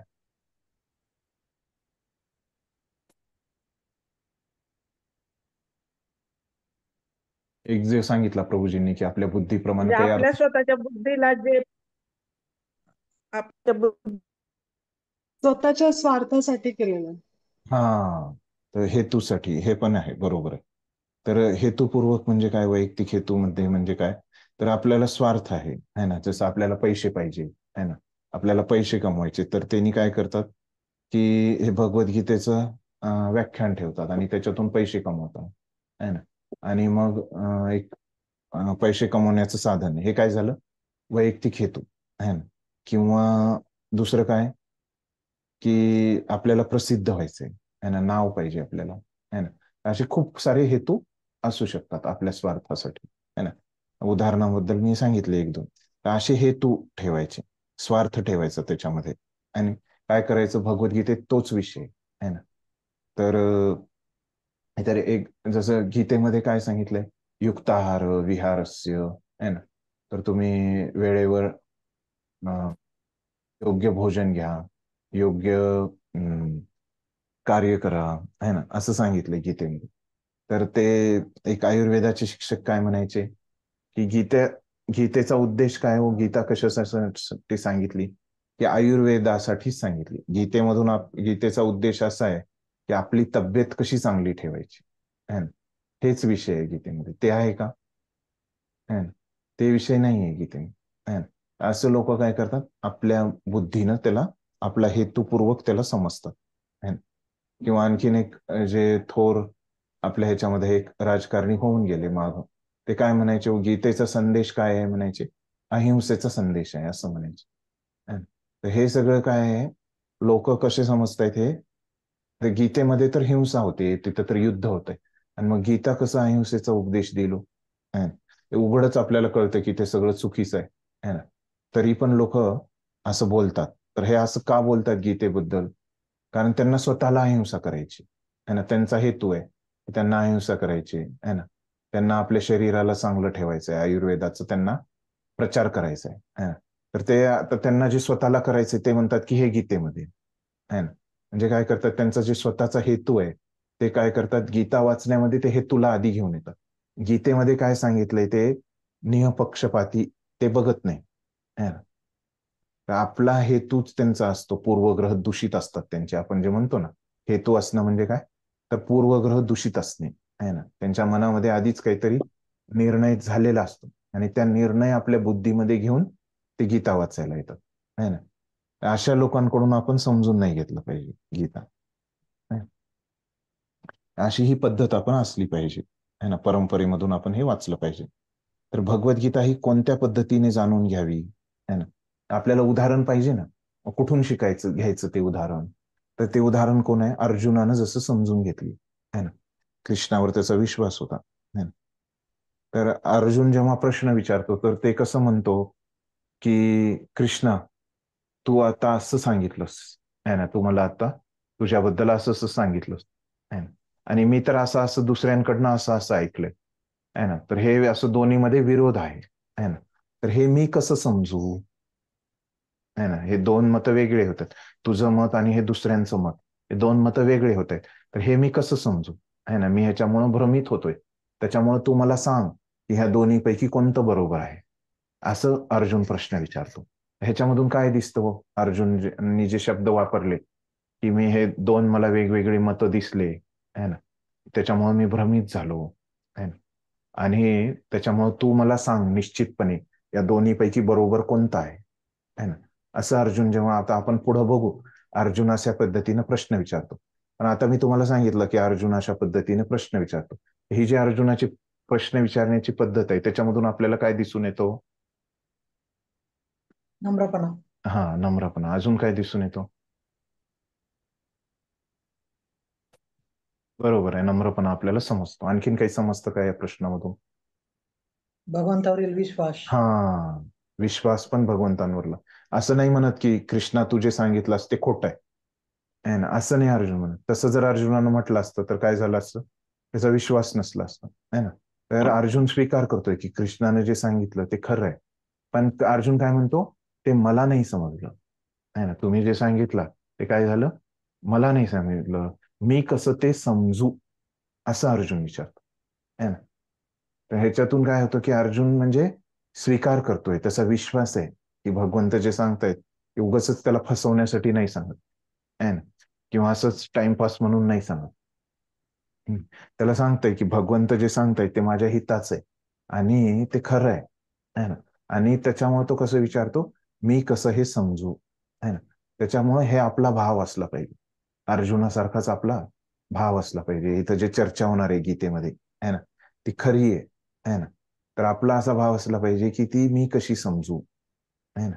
आणि मला जर समजली नाही तर तुम्ही विचारू शकता. असं नाही की प्रश्न विचारायला बंदी आहे है ना. अर्जुनानं प्रश्न विचारले, आपल्याला समजलं नाही आणि शंका विचारायला काही बंदी नाही.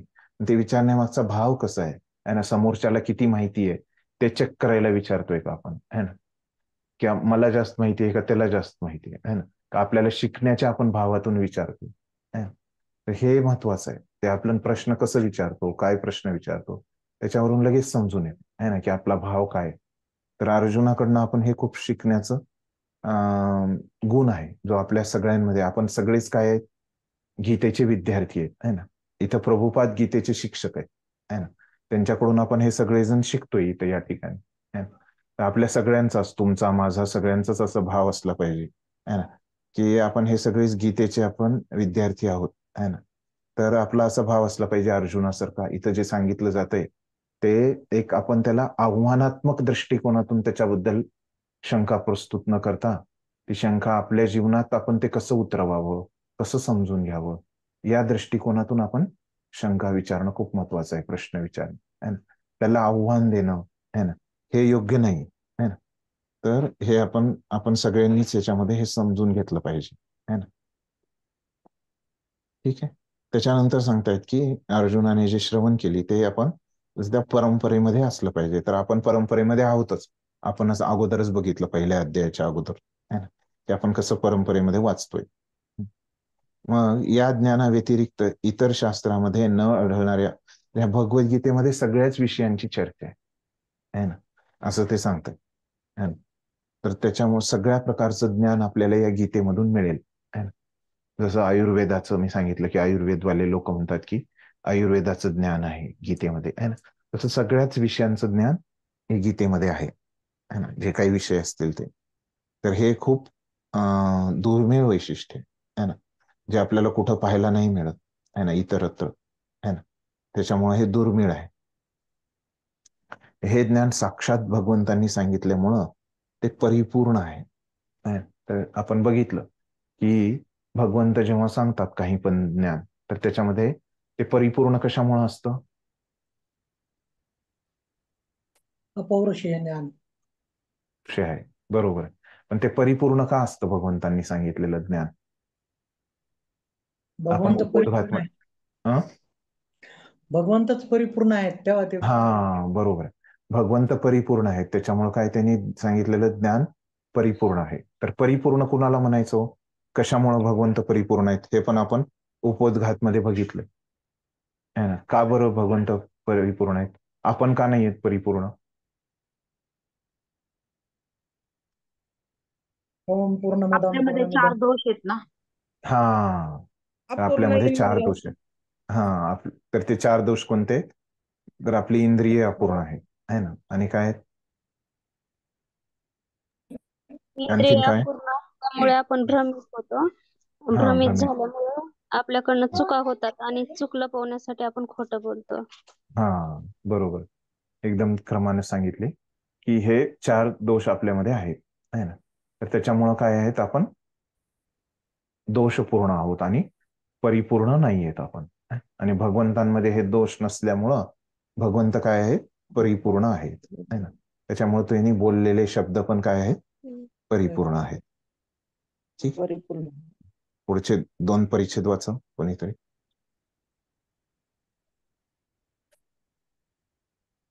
महाभारतात वर्णिलेली धृतराष्ट्र आणि संजय यांनी केलेली चर्चा ही या श्रेष्ठ तत्वज्ञानाचा मूलभूत आधार आहे. पुरातन वैदिक काळापासून पवित्र तीर्थस्थळ असणाऱ्या कुरुक्षेत्र या ठिकाणी गीतेमधील तत्वज्ञान सांगण्यात आल्याचे आपल्याला समजून येते. स्वतः भगवंतांनी ते जेव्हा या पृथ्वीतलावर होते तेव्हा मानव समाजाच्या मार्गदर्शनाकरता हे ज्ञान सांगितले. येथे धर्मक्षेत्रे जे धार्मिक कार्य केली जातात असे ठिकाण हा शब्द अत्यंत महत्वपूर्ण आहे. कारण कुरुक्षेत्र युद्धभूमीवर पुरुषोत्तम श्री भगवान हे अर्जुनाच्या बाजूने उपस्थित होते. कुरूंचा पिता धृतराष्ट्र हा आपल्या पुत्रांच्या अंतिम विजयाबद्दल अत्यंत साशंक होता आणि त्यामुळे त्याने आपला सचिव संजय याच्याकडे विचारणा केली की त्यांनी काय केले. पूर्ण निर्धारयुक्त युद्ध करण्याच्या तयारीनेच स्वतःचे आणि आपला धाकटा भाऊ पांडू यांचे पुत्र कुरुक्षेत्र येथील रणभूमीवर एकत्र आले असल्याची त्याला पुरेपूर खात्री होती. तरी सुद्धा त्याची विचारणा महत्वपूर्ण आहे. भावाभावामध्ये तडजोड व्हावी अशी त्याची इच्छा नव्हती आणि त्याला युद्धभूमीवरील आपल्या पुत्रांच्या विधिलिखिताबद्दल निश्चितपणे जाणून घ्यायचे होते. कुरुक्षेत्राचा वैदिक साहित्यामध्ये स्वर्गातील देवतांसाठी सुद्धा पूजनीय असे स्थान म्हणून उल्लेख करण्यात आला आहे आणि अशा पवित्र कुरुक्षेत्रावर युद्ध करण्याचे ठरवल्याने युद्धातील अंतिम निर्णयावर होणाऱ्या परिणामाने तर धृतराष्ट्र आणखीन भयभीत झाला. याचा प्रभाव अर्जुन व इतर पांडुपुत्र हे स्वाभाविकतच सद्गुणी असल्यामुळे त्यांना अनुकूल असाच होणार हे तो उत्तम रीतीने जाणून होता. संजय हा यशांचा शिष्य होता.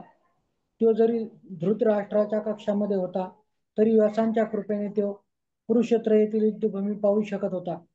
यासाठी धृतराष्ट्राने युद्धभूमीवरील परिस्थितीबद्दल त्यांच्याकडे विचारणा केली. पांडव आणि बस आपण इथं थांबूया, हे समजून घेऊ आपण.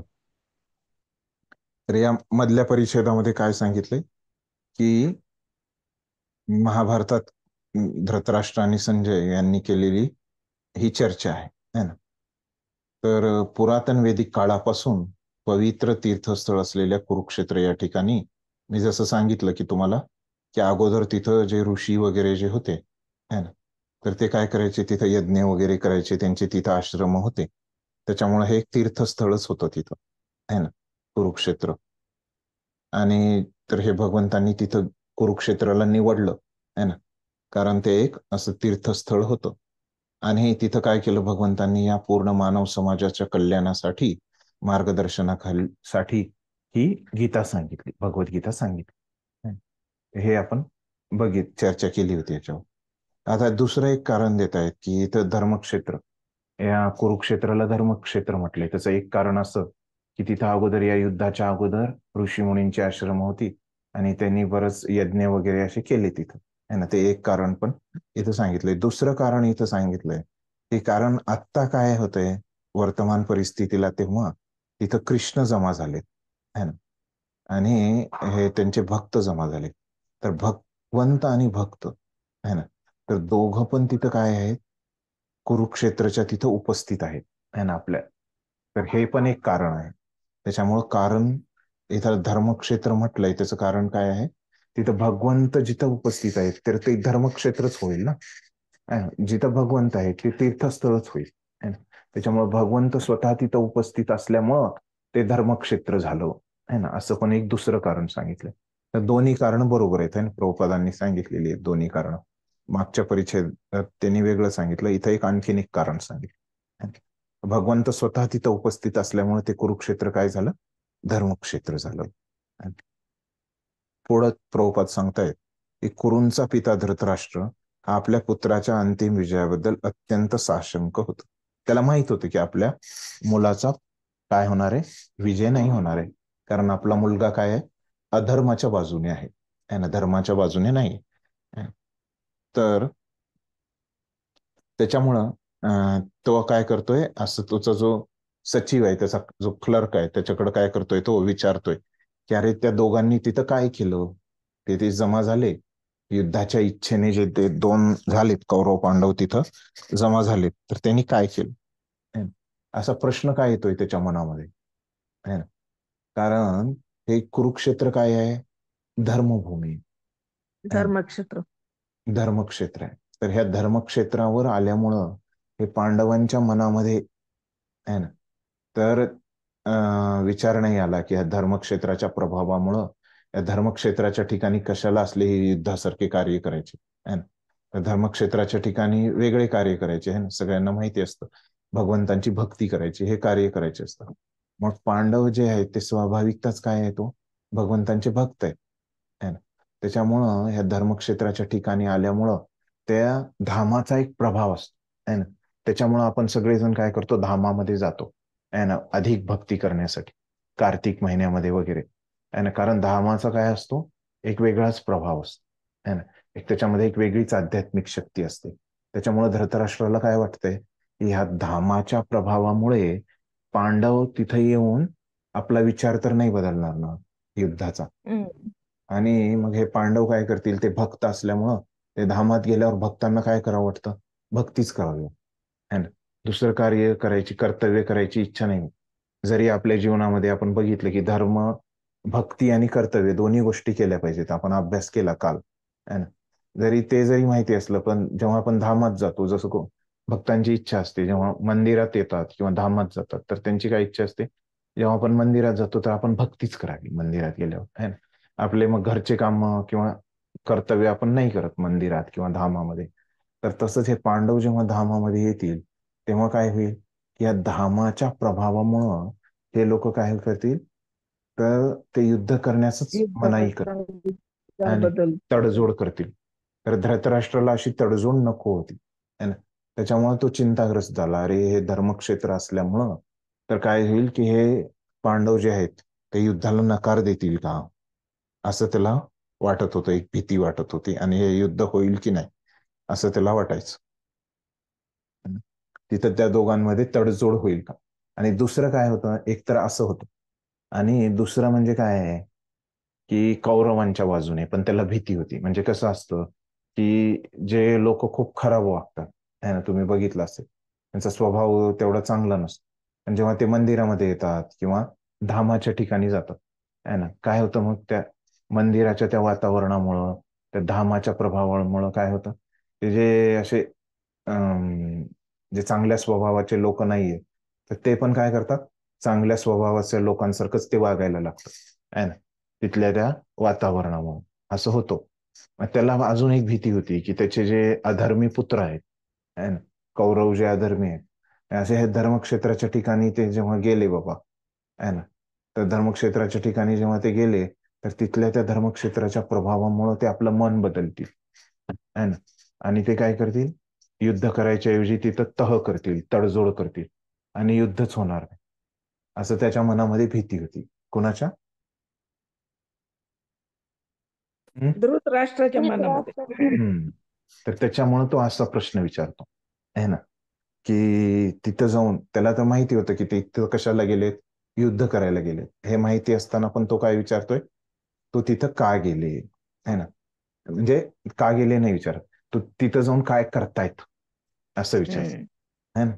तर त्यांनी काय केले तिथं जाऊन है ना, त्यांना माहिती आहे की कशासाठी गेले, काय करणार, युद्धासाठीच गेले, युद्धच करतील ना, पण त्याच्या मनामध्ये असे विचार येते है ना, त्याच्यामुळे तो तोच प्रश्न विचारतो है ना. हे आपल्या आचार्यांनी सांगितलं, इथं उल्लेख नाही केला प्रभुपादांनी त्याचा है ना, पण हे आचार्यांच्या ह्याच्यामधून मी तुम्हाला सांगितलं. ठीक. मग पुढं त्यांनी काय सांगितलंय की तडजोड व्हावी अशी त्याची इच्छा नव्हती, त्याला नको होते तडजोड, युद्धच पाहिजे होतं त्याला है ना. मग त्याला पुढं काय म्हणतात प्रभुपाद, त्याला युद्धभूमीवरील आपल्या पुत्रांच्या विधिलिखिताबद्दल निश्चितपणे जाणून घ्यावयाचे होते. तर काय चालू आहे तिथं, आपल्या मुलांचं भविष्यात आता काय होणार हे त्याला जाणायचं होतं.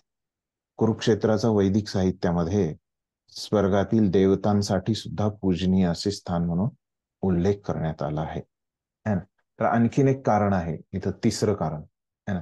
दोन कारण आपण बघितली की कुरुक्षेत्राला धर्मक्षेत्र का म्हटले, आता आपण तिसरं कारण बघतो है ना, की वैदिक साहित्यामध्ये पण या कुरुक्षेत्राचा उल्लेख आहे की इथं काय करायचे, देवी देवता पण इथं येऊन काय करायचे, पूजा करायचे कुरुक्षेत्रमध्ये, असा वेदांमध्ये पण उल्लेख आहे.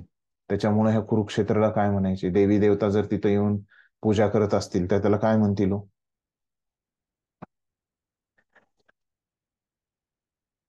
क्षेत्र म्हणतीलच है ना, त्याच्यात काही संशय आहे का, नाही है ना. हे तिसरं कारण प्रभुपादांनी सांगितलं. त्याच्यामुळं असं हे धर्मक्षेत्र असल्यामुळं धृतराष्ट्र काय होते, चिंता करतोय. त्यांना वाटतं की आपले मुलं नाहीतर ह्या पांडूचे मुलं कोणीतरी दोघांपैकी एक जण त्यांचा विचार बदलेल आणि तिथं तडजोड होईल है ना, अशी भीती आहे. कशामुळे भीती आहे धृतराष्ट्राच्या मनामध्ये अशी, ते लोक तडजोड करतील, क्षेत्राचा परिणाम हा, म्हणजे कारण हे तीर्थस्थळ. धर्मक्षेत्राचा परिणाम आहे ना. आणि हे काय आहेत, कसं आहे धर्मक्षेत्र, आपण त्याची 3 कारणं बघितली. कोणते कोणते होते 3 कारण? देवी देवतांनी तिथे येऊन यज्ञ केलाय, ऋषी मुनींनी तपश्चर्या केली आहे, हा, 2 झाले. साक्षात हा भगवंत पण हा, तिथे उपस्थित आहेत. उपस्थित आहे ना. या 3 कारणामुळं हे काय आहे, धर्मक्षेत्र आहे है ना, कुरुक्षेत्र. ठीक आहे. आणि मग पुढं प्रभुपाद सांगतायत की संजय तिथं कसं बघू शकत होता, तर व्यासदेवांनी त्याला कृपा दिली होती है ना, व्यासदेवांनी त्याला शक्ती दिली होती काय करण्याची, तिथून हस्तिनापूरहून कुरुक्षेत्राला बघण्याची. त्याच्यामुळे तो बघू शकत असल्यामुळंच धृतराष्ट्रानं त्याला प्रश्न विचारला. ठीक आहे, स्पष्ट आहे एवढं? पुढचं वाचा मग कोणीतरी. वाचू का मी? वाच. हरे कृष्ण, दंडवत प्रणाम. पांडव आणि धृतराष्ट्राचे पुत्र हे दोघेही एकाच कुटुंबातील होते, पण या ठिकाणी धृतराष्ट्राचे अंतर्मन उघडे करून दाखविण्यात आले आहे. त्याने मुद्दाम आपल्या पुत्रांचा कुरु म्हणून उल्लेख केला आणि पांडू पुत्रांना कुळाच्या वारस हक्कातून वगळले. यावरून कोणीही धृतराष्ट्राचा आपल्या पुतण्यांशी म्हणजे पांडुपुत्रांशी असणारा विशिष्ट संबंध सहजपणे जाणू शकतो. प्रारंभी केलेल्या चर्चेवरून हे निश्चित आहे की ज्याप्रमाणे भाताच्या शेतामधून अनावश्यक तृण काढून टाकले जाते, त्याप्रमाणे धर्मपिता भगवान श्रीकृष्णांच्या उपस्थितीत कुरुक्षेत्रावर तृणवत अशा धृतराष्ट्रांच्या पुत्रांसहित इतर सर्वांचा समूळ नायनाट केला जाईल आणि युधिष्ठिर प्रमुख असलेल्या धार्मिक वृत्तीच्या लोकांची स्थापना स्वतः भगवंत करतील. धर्मक्षेत्रे व कुरुक्षेत्रे या शब्दांच्या ऐतिहासिक आणि वैदिक महत्वाबरोबर हेही विशेष महत्व आहे. हरे कृष्ण. धन्यवाद. तर इथं काय म्हणतायत आता या परिच्छेदामध्ये प्रभुपाद, तर हे एकाच कुटुंबातले होते है ना. कोण? कौरव आणि पांडव. तर एकाच कुटुंबामध्ये असले तरी इथं धृतराष्ट्राचं काय होतंय, त्याचा मनोभाव, जसं मी तुम्हाला सांगितलं की अर्जुन कशा पद्धतीनं प्रश्न विचारतोय, त्याच्यामधून आपल्याला काय समजतोय, अर्जुनाचा मनोभाव समजतोय है ना. तसं कोणता पण व्यक्ती आहे है ना, तो जेव्हा एखादा प्रश्न विचारतो तेव्हा काही बोलतो है ना, त्याच्यामधून काय दिसतो आपल्याला, त्या व्यक्तीचा मनोभाव दिसतो है ना, तो कशा प्रकारचे शब्द वापरतोय है ना, त्याच्यावरून त्या व्यक्तीचा मनोभाव तिथं आपल्याला समजून येतो. आता इथं धृतराष्ट्रानं काय केलंय हो, तर आपण श्लोकाकडे, त्याच्या शब्दांकडे जर आपण गेलो, त्यानं कशा प्रकारचे शब्द वापरलेत है ना श्लोकामध्ये, तर तो धृतराष्ट्र काय म्हणतोय की संजयाला म्हणतोय की धर्मक्षेत्र हे जे कुरुक्षेत्र आहे तिथं जे समवेता एकत्रित झालेत है ना, युयुत्सव कशासाठी, युद्धाच्या इच्छेने है ना. मग काय म्हणतोय, मामका, मामका म्हणजे काय, माझ्या पक्षातले, माझे पुत्र है ना, माझा पक्ष म्हणतोय. आणि पांडवाश्चैव है ना, म्हणजे हे कौरव जे आहेत ते कोण आहेत, माझे आहेत, आणि हे पांडव जे आहेत ते काय, दुसरे है ना, दुसऱ्या माझ्या विरोधी पक्षाचे, असं विचारले धृतराष्ट्राने है ना.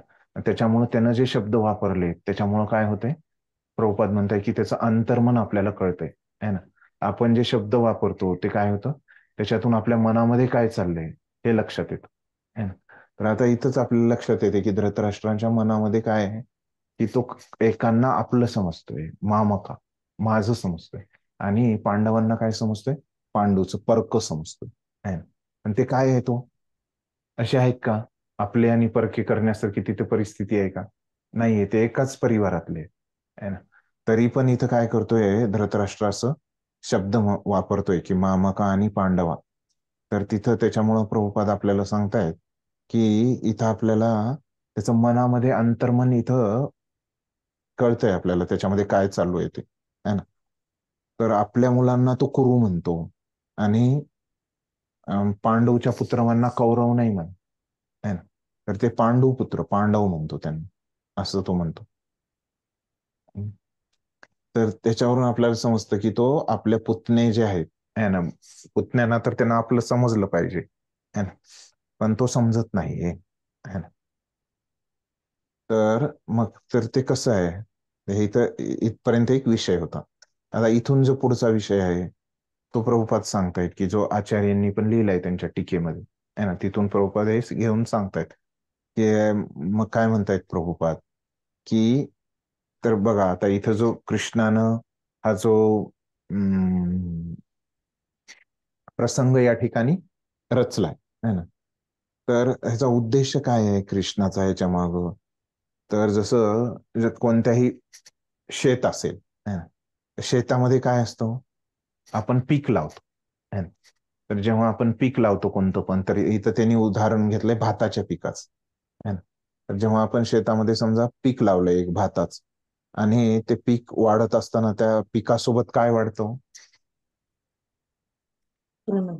तृण पण वाढतं है ना. आणि ते तृण वाढलेलं मग चांगलं असतं का, पिकासोबत वाढलेलं तृण, नाही.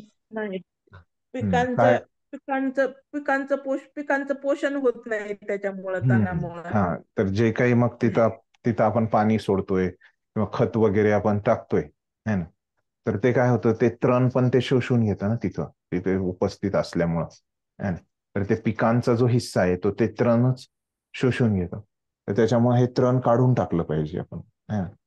तसंच भगवंतांची इच्छा आहे की हे जे कौरव आहेत है ना, त्या धर्माचं पालन करत असल्यामुळं है ना, तर त्यांना काढून टाकणं आवश्यक आहे. जसं पिकामधलं आपण तृण काढून टाकलं पाहिजे, त्याचं समूळ आपण मुळासकट काढून टाकतो तृण है ना.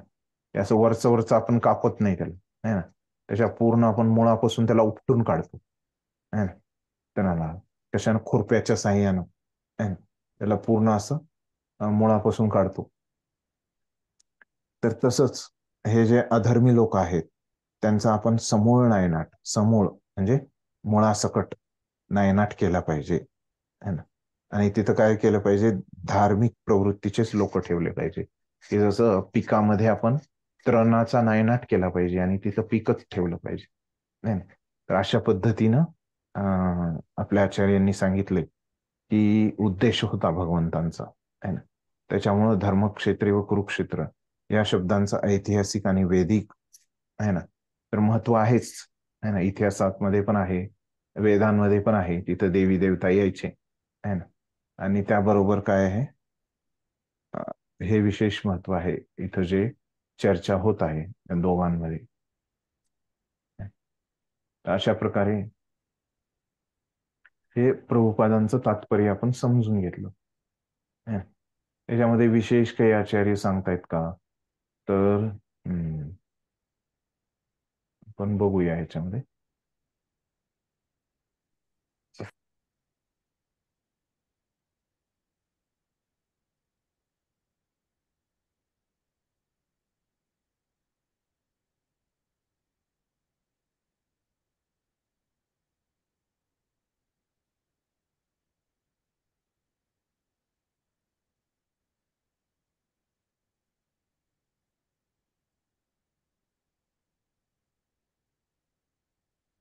तर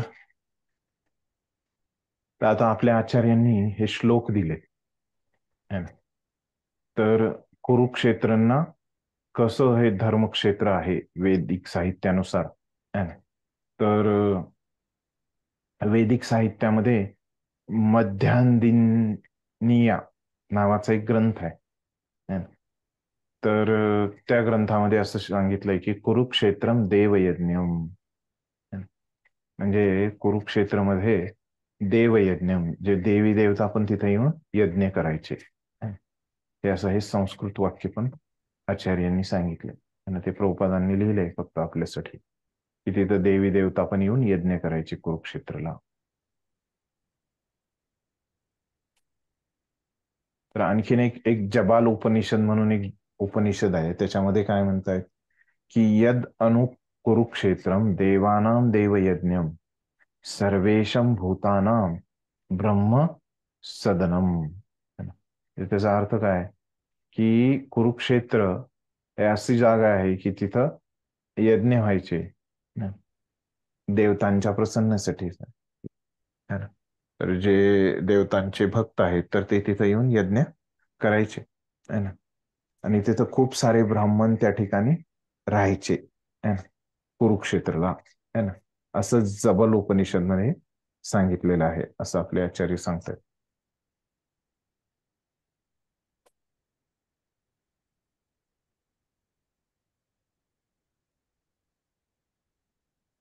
तर इथं जे धृतराष्ट्रानं दाखवले आपल्याला भाव, है ना, तर तो काही जणांना आपलं स्वतःच समजतोय आणि कौरवांना आपलं स्वतःच समजतोय आणि पांडवांना फरक समजतोय, है ना. तर ते दुसरे आहेत असं समजतोय, है ना. तर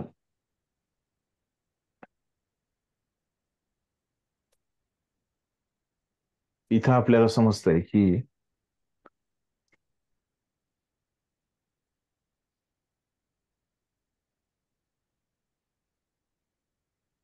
धृतराष्ट्र जो आहे, है ना, तो काय होता, पांडवांचा द्वेषी होता, हे आपल्याला समजतंय, असं आचार्य सांगतायत आपल्याला. असे हे एक दोन मुद्दे आचार्यांनी वेगळे लिहिले या ठिकाणी. तर असा हे आपला पहिला श्लोक पूर्ण झालेला आहे. तर आता ज्या पद्धतीने आपण पहिला श्लोक वाचला, है ना, पहिल्यांदा काय केलं, आपण श्लोक वाचला, त्याचं भाषांतर आपण समजून घेतलं, मग प्रभुपादांचं तात्पर्य आपण समजून घेतलं, मग बघितलं की आचार्यांच्या ह्याच्यामध्ये काही वेगळं त्यांनी सांगितलंय का या श्लोकाबद्दल, हे आपण बघितलं. तर असंच आपण हे पूर्ण 700 श्लोकांचं आपण बघणार आहोत. हीच आपली पद्धत राहील, ह्याच्यामध्ये काय होतं, सोपं होतं आणि सगळ्यांना समजतं, असं खूप भक्तांना समजतं. तर आता आपण याच पद्धतीने पुढचा श्लोक वाचूया. तर आता जेव्हा धृतराष्ट्राने कोणाला सांगितला हो पहिला श्लोक, कोणाला बोलला, संजयला, है संजय ना. मग संजय आता उत्तर देईल ना धृतराष्ट्राला, है ना. मग ते उत्तर देतोय आता संजय पुढच्या श्लोकामध्ये धृतराष्ट्राला. तर संजय उवाच, संजय म्हणाला, काय म्हणतोय संजय, दृष्ट्वा तू पांडवानीकं व्यूढं दुर्योधनस्तदा आचार्यम् उपसंगम्य राजा वचनमब्रवीत. तर काय म्हणतोय संजय, हे राजन, पांडुपुत्रांनी केलेली सैन्याची व्यूहरचना पाहून दुर्योधन आचार्यांकडे गेला आणि त्याने पुढील प्रमाणे बोलण्यास आरंभ केला.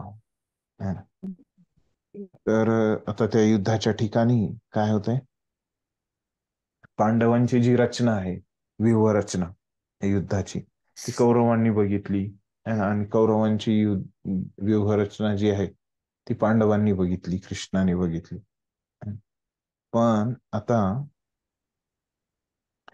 तर हे त्यांच्याकडे बघितली दुर्योधनानं ह्यांची, आणि ते बघितल्यानंतर तो कुठे जातोय, दुर्योधन आचार्य द्रोणाचार्यांकडे जातोय. हा, आचार्यांकडे म्हणजे द्रोणाचार्यांकडे तो जातोय दुर्योधन, जे की त्यांचे त्यावेळेस काय होते, सेनापती होते त्यांच्या सैन्याचे. त्यामुळे तो त्यांच्याकडे जातोय. ठीक, वाच कोणी तात्पर्य. हरे कृष्ण. हा वाच. तात्पर्य. धृतराष्ट्र जन्मताच आंधळा होता आणि दुर्दैवाने तो आध्यात्मिक दृष्ट्याही अंधच होता. त्याला निश्चितच माहित होते की आपली मुले आपल्याप्रमाणेच आध्यात्मिक ज्ञानाच्या दृष्टीने अंध आहेत आणि जन्मापासून पुण्यवान असणाऱ्या पांडवांशी आपल्या मुलांची कधीच मैत्री होणार नाही. तरी सुद्धा तीर्थस्थळाच्या प्रभावाविषयी त्याला शंका होती. धृतराष्ट्राने युद्धभूमीवरील परिस्थिती संबंधी केलेली हेतुपूर्वक विचारणा संजय जाणू शकत होता. यास्तव विष्ण उद्विग्न झालेल्या राजाला तो प्रोत्साहित करू इच्छित होता आणि म्हणूनच त्याने राजाला निश्चितपणे पटवून दिले की पवित्र धर्मक्षेत्राच्या प्रभावाखाली त्यांचे पुत्र कोणत्याही प्रकारची तडजोड करणार नाहीत. यासाठीच संजयने राजाला माहिती पुरवली की दुर्योधनाने पांडवांचे सैन्यबळ पाहिले आणि तत्काळ तो आपले सेनापती द्रोणाचार्य यांच्याकडे वस्तुस्थितीची जाणीव करून देण्यासाठी गेला. या ठिकाणी जरी दुर्योधनाचा राजा म्हणून उल्लेख करण्यात आला असला तरी त्याला गंभीर परिस्थिती उद्भवल्यामुळे आपल्या सेनापतीकडे जावे लागले. यावरून तो राजकारणी होण्यास पात्र होता हे कळून येते. तथापि त्याने पांडव सैन्यांची व्यूहरचना पाहिली तेव्हा जरी त्याचे बाह्यकारी मत्सदेगिरीचे प्रदर्शन केले तरी तो आपल्या मनातील भीती लपवू शकला नाही. बरोबर आहे. तर आता या तात्पर्यामध्ये काय म्हणतायत प्रभुपाद, की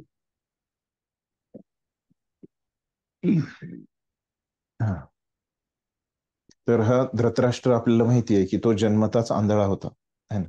या भौतिक डोळे तर त्याला नव्हतेच, पण काय होतं, तो आध्यात्मिक दृष्ट्याही अंध होता, है ना.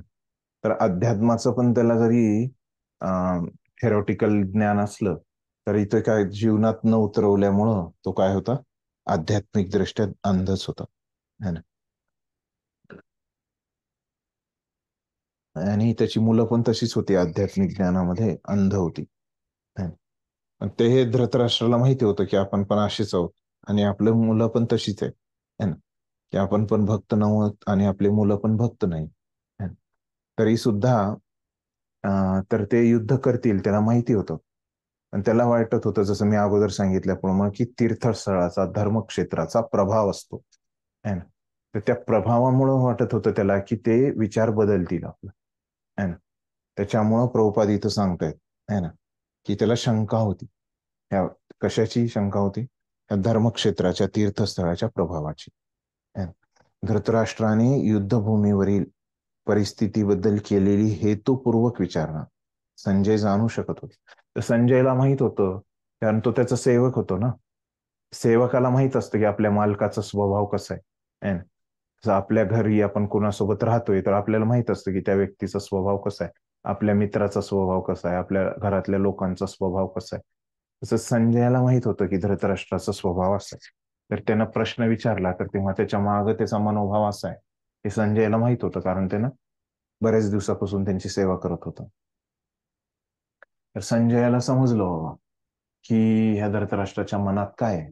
हे जाणून घेऊन काय करत होता, मग सेवक काय करतो, आपल्या मालकालाच खुश करायचा प्रयत्न करतो, नाही ना. तसंच काय करतोय मग हा संजय पण काय करतोय की धृतराष्ट्राला प्रेरणा देतोय, है ना, आणखीन प्रोत्साहित करायचं.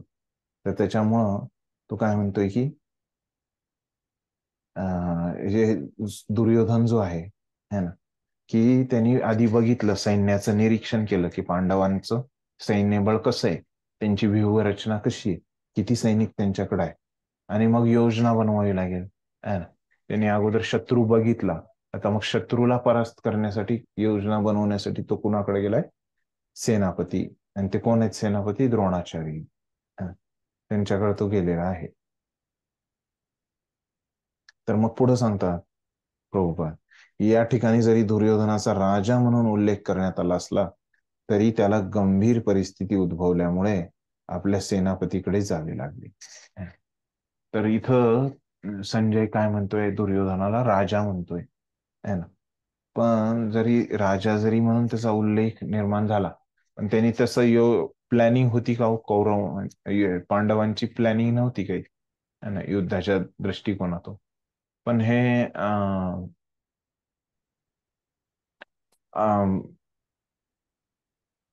काय म्हंटल मी की हे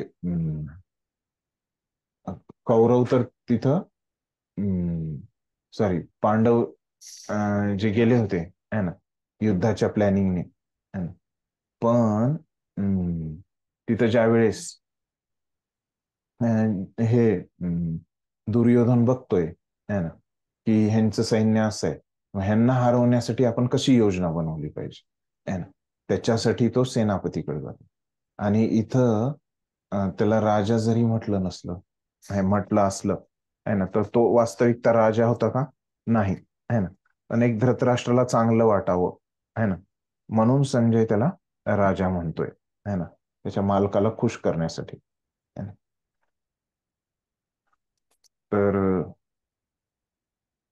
तर दुर्योधनाला काय, हे पांडवाचं सैन्य बघून भीती वाटली वास्तविक. तर ही भीती वाटल्यामुळं काय झालं, लगेचच तो त्यांना हरवण्यासाठी योजना बनवण्यासाठी द्रोणाचार्याकडे गेलाय. पण तो काय करतोय? स्पष्ट नाही करत, तो लपवतोय, है ना. जरी तो मधून हृदयातून तो घाबरलाय, है ना, तरी तो जाणवू देत नाही बाहेरून, असं प्रभुपद सांगतात. तो लपवू शकला नाही मनातील भीती. ठीक आहे. तर आता दुर्योधन तिथं काय करतोय, है ना, ते आपल्याला कोण सांगतोय आता? संजय सांगतोय, है ना. तर त्याच्यामुळे आता इथं जे हे सैन्य निरीक्षण होतंय, है ना, ते कोण करतंय हे सैन्य निरीक्षण? दुर्योधन. दुर्योधन करतोय, है ना. आणि ते आपल्याला कोण सांगतंय ते निरीक्षण तिथलं? संजय. संजय, है ना. तर असं दोन व्यक्ती निरीक्षण करतोय. तर दुर्योधन तिथं सैन्य निरीक्षण करतोय आणि ह्या दुर्योधनाचं निरीक्षण कोण करतोय? संजय करतोय. आणि मग तो आपल्याला सांगतो. असं फिल्टर होतंय, है ना. ते एक निरीक्षण करतोय आणि त्याचं निरीक्षण दुसरा व्यक्ती करतोय, तो आपल्याला असं होतंय, है ना. समजलं काय? हो. तर आता बोला. ते श्लोक कोणते पाठ करायचे आपल्याला, तेवढे पाठवता का आम्हाला PDF? हा ठीक. ते श्लोकांची संख्या आहे ना, बरोबर, ते राहीलच तुम्हाला पाठवायचं. पाठवून देतो मी आता क्लास झाल्यानंतर. पुढचा श्लोक काय आहे? पश्येताम पांडुपुत्राणाम आचार्य महतीम चमूम व्यूढां द्रुपदपुत्रेण तव शिष्येन धीमता. तर आता दुर्योधन काय म्हणतोय ते आपल्याला संजय सांगतोय. तर काय करतोय दुर्योधन, तर कुठं गेलाय दुर्योधन आता? द्रोणाचार्यांकडे. हा, तर त्याच्यामुळे तो त्यांना काय म्हणतोय, हे आचार्य, तुमचा बुद्धिमान शिष्य, तव शिष्येन, तुमचा शिष्य, कैसा, धीमता, धीमता म्हणजे अत्यंत बुद्धिमान. तर तुमचा असा जो अत्यंत बुद्धिमान शिष्य आहे, कोण आहे तो? दुर्योधन. अर्जुन. अर्जुन. हा, तर बघू, द्रुपद पुत्र है ना, तुमचा जो शिष्य आहे द्रुपद पुत्र है ना, कोण आहे तो द्रुपद पुत्र म्हणजे कोण? त्याचं नाव दिलंय पुढं. द्रौपदीचा पुत्र. द्रौपदीचा भाऊ है ना. भाऊ तर भाऊ भाऊ हा, तर द्रौपदीचा भाऊ. द्रौपदीच्या वडिलांचं नाव काय असतं? द्रुपद असतं. द्रुपद. दृष्टद्युम्न. हा, द्रुपदची मुलगी है ना. तर द्रौपदी. द्रुपदची मुलगी कोण असते, म्हणून तिचं नाव होतं द्रौपदी. द्रौपदी. आणि मग द्रुपदच्या मुलाचं नाव काय होईल? द्रुपद पुत्र. दृष्टद्युम्न. हा, दृष्टद्युम्न असतं है ना. आणि इथं द्रुपद पुत्र वापरलंय ते आपण दृष्टद्युम्न असतं त्याचं नाव. आणि त्याला आपण द्रुपद पुत्र पण म्हणू शकतो है ना, कारण तो द्रुपदाचा मुलगा आहे. इथं त्याला संजयनं जे नाव वापरलंय ते काय आहे? द्रुपदाचा मुलगा. तर हे कोण आहे द्रुपद पुत्र, कोण आहे? दृष्टद्युम्न. त्याचं काय असतं कार्य इथं युद्धामध्ये? तर तो पांडवांच्या बाजूचा काय असतो? सेनापती असतो है ना. सेनापती काय करतो? युद्धाची तिथं रचना करतो, व्यूह रचना, सैनिक तिथं पाठवतो, कुठं काय करायचं त्याचा निर्णय कोण घेतो? सेनापती घेतो. पांडवांच्या बाजूचे हे जे निर्णय आहेत ते कोण घ्यायचा? दृष्टद्युम्न, हा द्रुपद पुत्र है ना. तर ह्याची जी रचना केली आहे ना, तो सांगतोय की ते कोणाचा शिष्य असतो हे द्रुपद?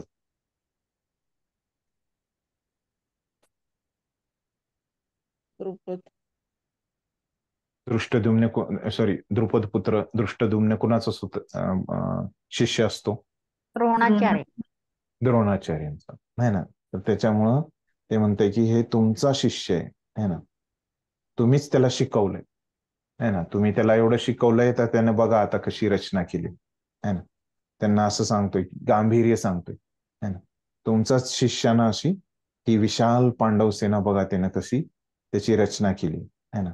त्याचं जे कौशल्य आहे ना, ते कसं आहे, तुम्हीच त्याला शिकवलेलं आहे असं तो द्रोणाचार्याला म्हणतोय. ठीक आहे. तर तात्पर्याचं काय चालू आहे इथं?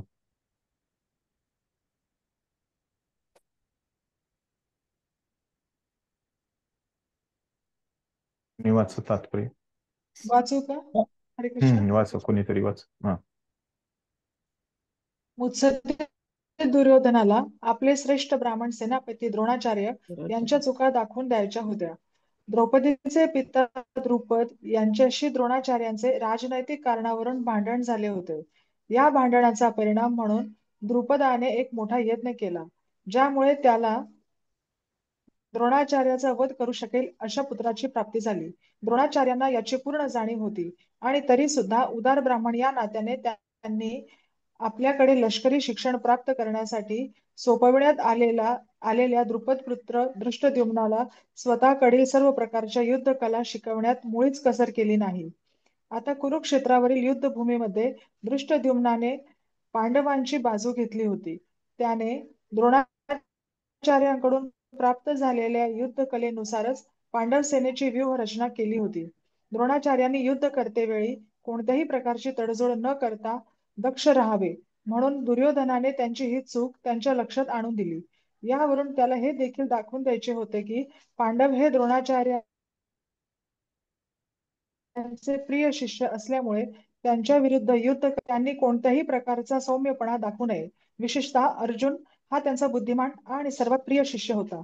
अशा प्रकारचा सौम्यपणा युद्धात पराभूत होण्यासाठी होण्यास कारणीभूत ठरू शकतो असा इशाराही दुर्योधनाने याद्वारे दिला. हरे कृष्ण. हरे कृष्ण. धन्यवाद. काय वेळ झाली इथं नाही.